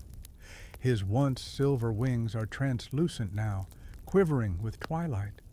I don't fly much anymore, he says softly. My knees complain, and inspiration's lighter these days. You ask what he does instead. Therapy sessions, he says. Poets still summon me when they can't write. So I listen. Mostly it's relationship poems, lots of sighing. Historians still argue whether Pegasus was born from Medusa's blood or from Poseidon's foam, symbols of art from either trauma or chaos. Pegasus twitches an ear when you mention it. Why not both? He says, smiling faintly. Everything beautiful's a little messy at the edges. Further along, you meet Cerberus. Well, 1/3 of him. Only the left head remains, the other 2 having apparently retired early. He's guarding a field of sleeping sheep. Keeps me busy, he says, wagging his spectral tail. Hades said I could work from home. You kneel and scratch his chin. He hums happily, a sound like distant thunder learning to purr. The air shimmers with soft laughter. Near a grove of olives, you spot the Nemean lion grooming a cub made entirely of sunlight. Adopted, he explains proudly, trying to pass on the craft of invincibility, but the kid just likes chasing reflections. He shrugs. Maybe that's for the best. Joke number 2. Do you all meet for reunions? The chimera calls over from the lake. Second Thursdays, potluck. Bring your own myth. You sit on a flat stone as the creatures gather slowly, Hydra's heads knitting, the dragon tending his plants, Pegasus flicking his tail. The valley fills with conversation, slow and cozy. They reminisce about the old days, how Perseus always arrived late, how Odysseus never stopped talking, how Heracles broke more equipment than monsters. Heroes were good business, the Sphinx says. Unreliable, but dramatic. A mainstream reflection tickles your thoughts. Even in antiquity, some philosophers reinterpreted monsters symbolically. Plato suggested they reflected human flaws magnified. Others saw them as metaphors for natural disasters, floods, plagues, or storms. The beasts here just laugh at the idea. We weren't metaphors, the dragon says. We were the weather before meteorology. As twilight deepens, fireflies rise from the grass. The creature's eyes glow faintly, not predatory, just watchful. Hydra's pond mirrors the stars so perfectly you can't tell which way is up. The Sphinx hums a lullaby in a language older than speech. Joke number 3 glides out gently. So, what do monsters dream of now? The dragon considers. Mostly naps, he admits. Sometimes soup. A breeze carries the scent of warm stone and rain. You realize that fear, the kind mortals once felt when saying their names, has dissolved here into tenderness. The monsters don't roar anymore. They reminisce. They've become archivists of awe, keepers of the feeling that the world is larger than explanation. The Hydra leans one head toward you. Humans used to fight us to prove bravery. Now you visit to remember calm. We prefer this version. Historians still argue whether myths fade when belief fades. Looking at these old beings, you suspect they just transform, becoming moods, weather, or the hush before sleep. Monsters don't die. They domesticate themselves into metaphors of rest. Pegasus spreads one translucent wing, catching a single starbeam. It's time, he murmurs. Every creature here eventually drifts upward once more, not to fight, but to join the constellations. You watch as faint outlines rise into the sky, a lion curling beside Leo, a hydra coiling beneath Cancer, a dragon trailing faint light. Even their after-images move slowly, politely, as if respecting bedtime. Soon only the Sphinx remains, still knitting. She glances up, eyes warm. You'll find the next place quieter still, she says, below the earth's heartbeat, where forgotten stories nap together. She hands you the scarf she's been working on, soft, cloud-colored, for the cold part of memory. You wrap it around your shoulders, and the warmth feels like being remembered by something older than fear. The valley fades behind you as mist rises again, carrying with it the sighs of monsters who finally got to rest. Ahead lies a deeper darkness, not threatening, just vast. The eternal resting break, where even myths close their eyes and dream of silence. The path slopes gently, curling like a sleepy spiral into earth that smells of rain and stone and time itself. You descend without hurry, the moss under your boots glowing faintly, phosphorescent breadcrumbs left by something that didn't want to be completely forgotten.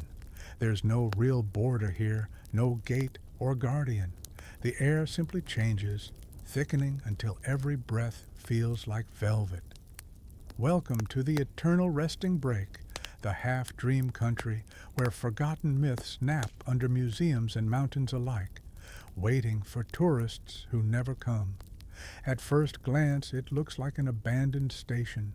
Rows of stone benches line the cavern, each dusted with centuries of soft ash. The walls shimmer faintly with embedded fossils of words, half-formed prayers, names no one remembers how to pronounce. A single lantern swings slowly, its flame the color of old honey. Careful of the step, murmurs a voice behind you. You turn and see a tall figure with owl eyes and a conductor's whistle carved from bone. Welcome to the terminus, they say. I'm Somnos, keeper of the breakroom. Not sleep itself, just the interval before it. Their uniform is immaculate, but ancient. Gray tunic, pocket full of lost pens, a clipboard that seems to write notes on its own. Every myth, every creature, every divine memo that's outlived its context checks in here before dissolving into pure rest. We make sure they're comfortable. Somnos gestures toward the benches. On them, dim shapes recline. Blurred outlines of satyrs, forgotten heroes, nameless muses, all radiating a gentle hum of contentment. A mainstream fact flutters up. The ancient Greeks had a word, letheia, for the state of forgetting that precedes rebirth. It was both a river in the underworld and a concept of cosmic rest, where memory softened until it could be reshaped. Historians still argue whether it meant loss or mercy. Watching these figures breathe in harmony, you think maybe it meant relief. You walk with Somnos past low tables set with empty cups. The tea, they explain, is brewed from old stories. Steeped long enough, even tragedy becomes comfort. You pick up a cup, inhale, and catch the scent of something familiar, lavender, dust, and maybe the faintest echo of the Gorgon Spa's sea salt steam. One of the sleeping shapes stirs. It's a cyclops, smaller than you expected, wearing spectacles now instead of wielding hammers. Forgive the snoring, he mutters, still dreaming of forges. His single eye blinks once, content. Made the lightning bolt once, you know. Zeus never sent a thank you note. He yawns, and the sound rumbles through the chamber like slow thunder learning to whisper. Joke number 1 surfaces. You guys have a union down here? The Cyclops smiles in his sleep. Of course. We negotiated shorter eternities. Deeper in, the glow brightens into a mural that seems to shift as you move. Shapes ripple across it, scenes from every myth you've passed. The Titan's breakroom, Scylla's yawn, a Gorgon's gentle smirk, even the faint outline of a forest bar serving half-price mead. Somnos taps the mural. We archive experiences, not outcomes. The gods above tell histories. We store how they felt. A fringe tidbit hums through your mind. There are ancient inscriptions from Eleusis that mention sleepers beneath the earth who guard renewal, perhaps an echo of older agricultural rites, acknowledging that even decay serves a cycle. These resting myths feel like the narrative equivalent of winter. Life paused, not lost. You pass what looks like a reception desk. A sign on the wall reads, Mythology, closed for maintenance. Behind it sits a nymph whose hair flickers between languages. She handles checkouts, Somnos whispers. When a forgotten story gets remembered again, say, by a poet or a child's dream, it pings her ledger. The nymph looks up briefly and winks. Busy week, she says. Someone just mentioned me in a crossword puzzle. Joke number 2. So every time a mortal references you, you get a wake-up call? Exactly, she says. It's like caffeine for the subconscious. We prefer decaf. You notice a shelf filled with objects, a feather like the one Elo gave you, a vine that hums faintly, a small bronze coin engraved almost. Each one glows when you step closer.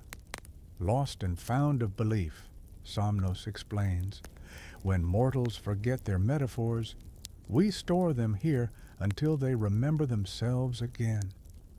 One object draws your attention, a cracked amphora painted with what looks like an unfinished constellation. Somnos lifts it carefully.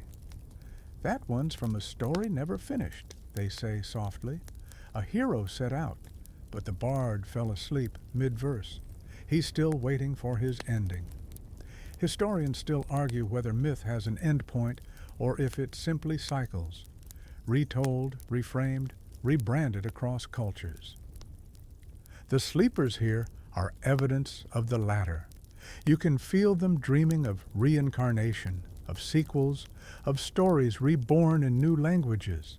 Somnos gestures toward a tunnel glowing faintly gold. That leads back to the waking world, they say. But take your time. No one rushes here. You sit on one of the benches, and the stone is surprisingly soft.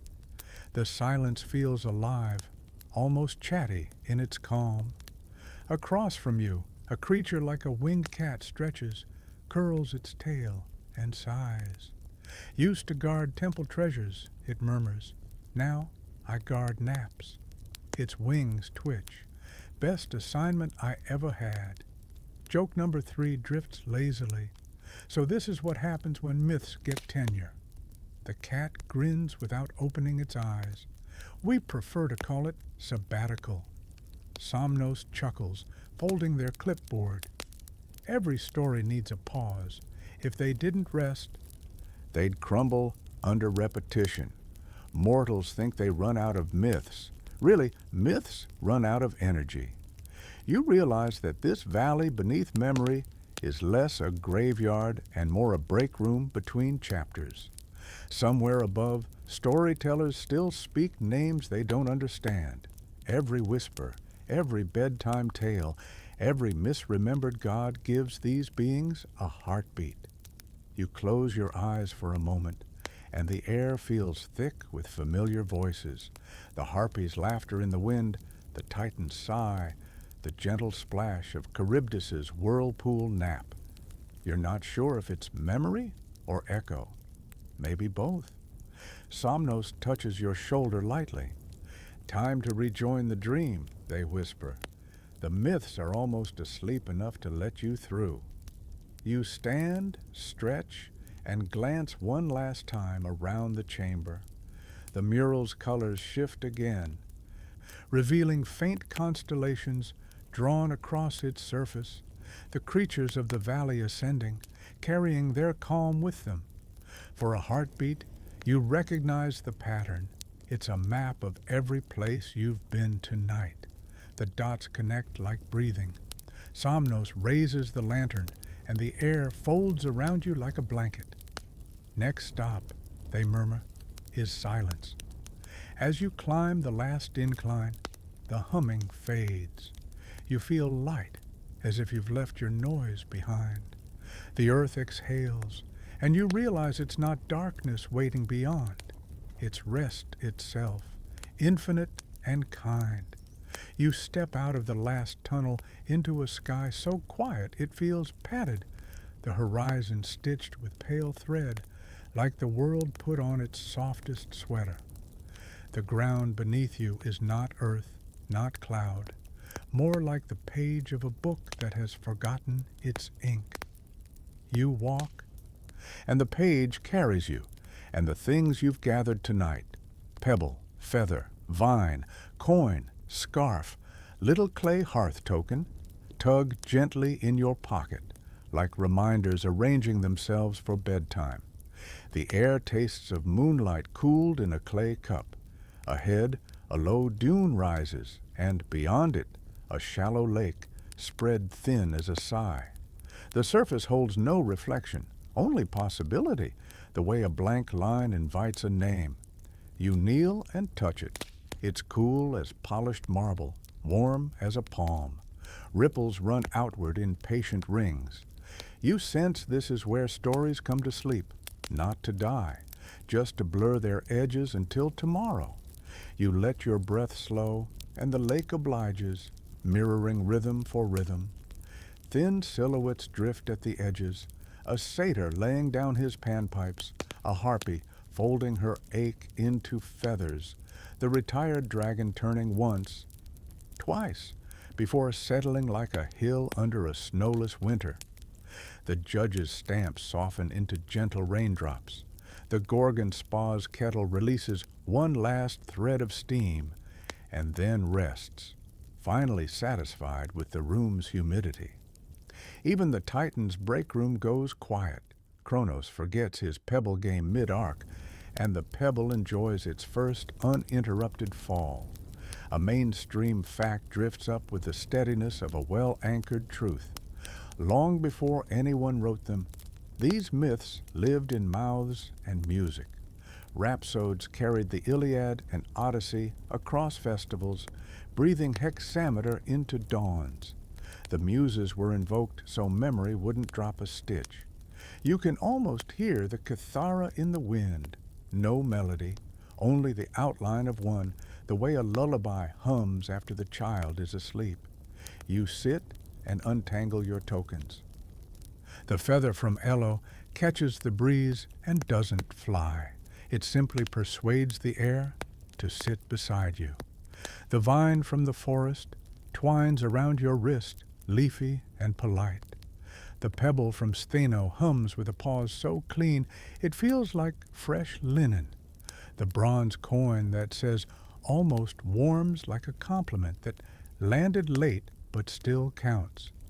The clay hearth token glows ember orange, and the scarf, the Sphinx's soft cloudwork, spreads across your shoulders with the weight of being kept. Across the lake, letters form briefly and fade, names, epithets, minor credits, Creus, Oceanus, Lethe, Horkos, even that single-eyed crab who guarded a legend with more enthusiasm than shell integrity. The water swallows the writing gently, as if tasting each consonant before letting it go. You realize the lake doesn't erase, it composts. Tomorrow's metaphors will grow in this soil of surrendered adjectives. Joke number 1 surfaces, drowsy. If I cannonball into this, will I forget my to-do list?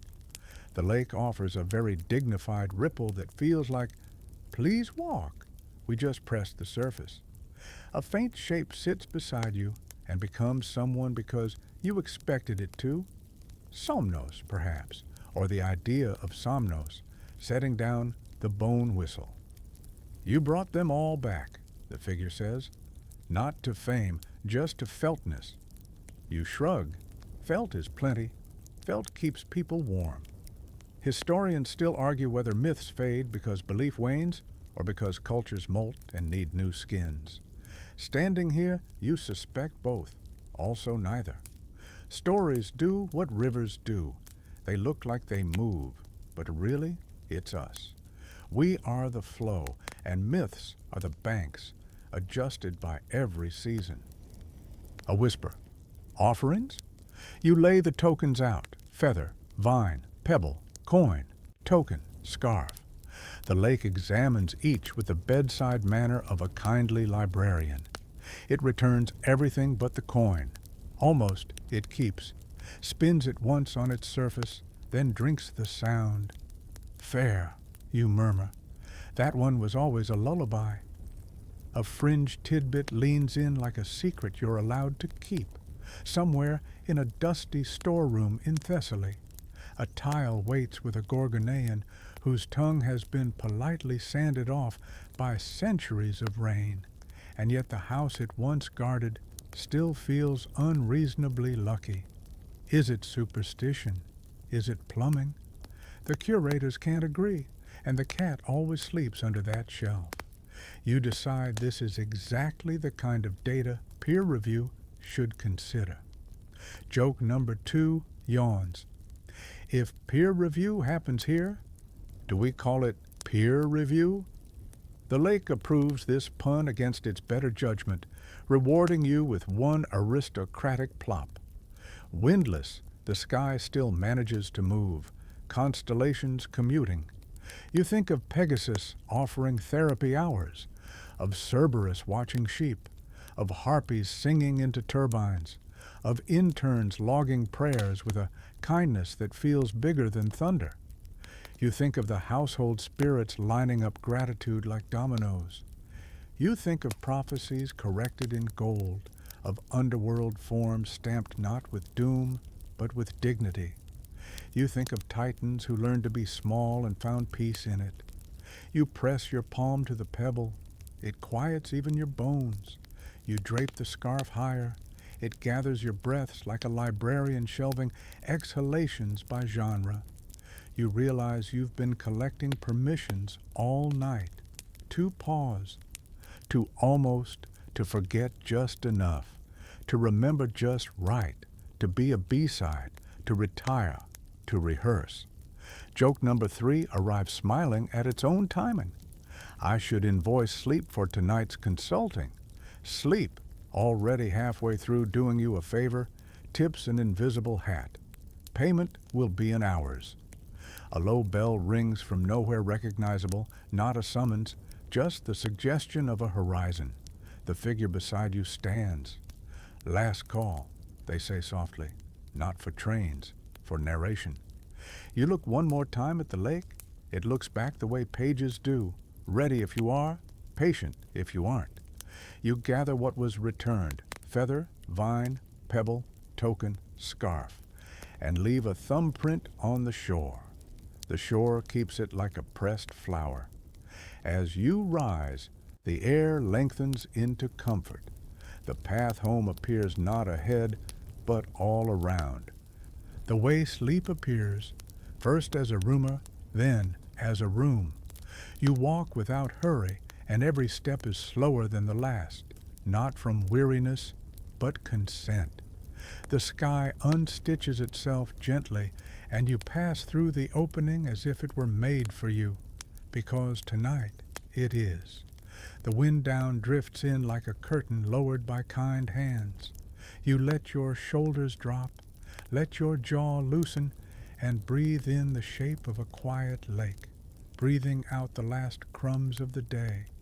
Words lengthen, soften, taking their shoes off, putting their elbows on the table, because there is no one left to scold them. The pebble in your pocket is only a pocket now. The feather is only a thought of light. The vine is the slow curl of a resting hand. Your bed holds you the way shorelines hold footprints until the next velvet tide. In the distance of your mind, the Gorgon kettle clicks off, a final friendly hiss. The underworld stamps its last form for the night and pushes the tray in. The forest bar wipes the counter one last time and hangs the towel just so. Even the titans turn out the breakroom lamp, one by one, and the lamp agrees to be dark. The lake lays itself down along the horizon and pretends to be sky, and the sky, kind as ever, pretends to be a blanket. If a stray thought bubbles up, you watch it rise and watch it go, the way a fish turns in a dream and forgets to splash. If a worry knocks, you let the door be a door, and it stays a door, and the knock becomes part of the wood. Your breath is a slow ferry crossing, smooth water under smooth stars, oars lifted, current doing all the work. The room is a hush with corners, and the hush smiles. And the corners soften until there are no corners at all, only the simplest room, which is rest. Somewhere just beyond language, a conductor raises a hand, and the orchestra of small noises, fan hum, night air, your own pulse, plays and then plays softer, and then plays like memory, playing itself. You're already there, already floating, already home.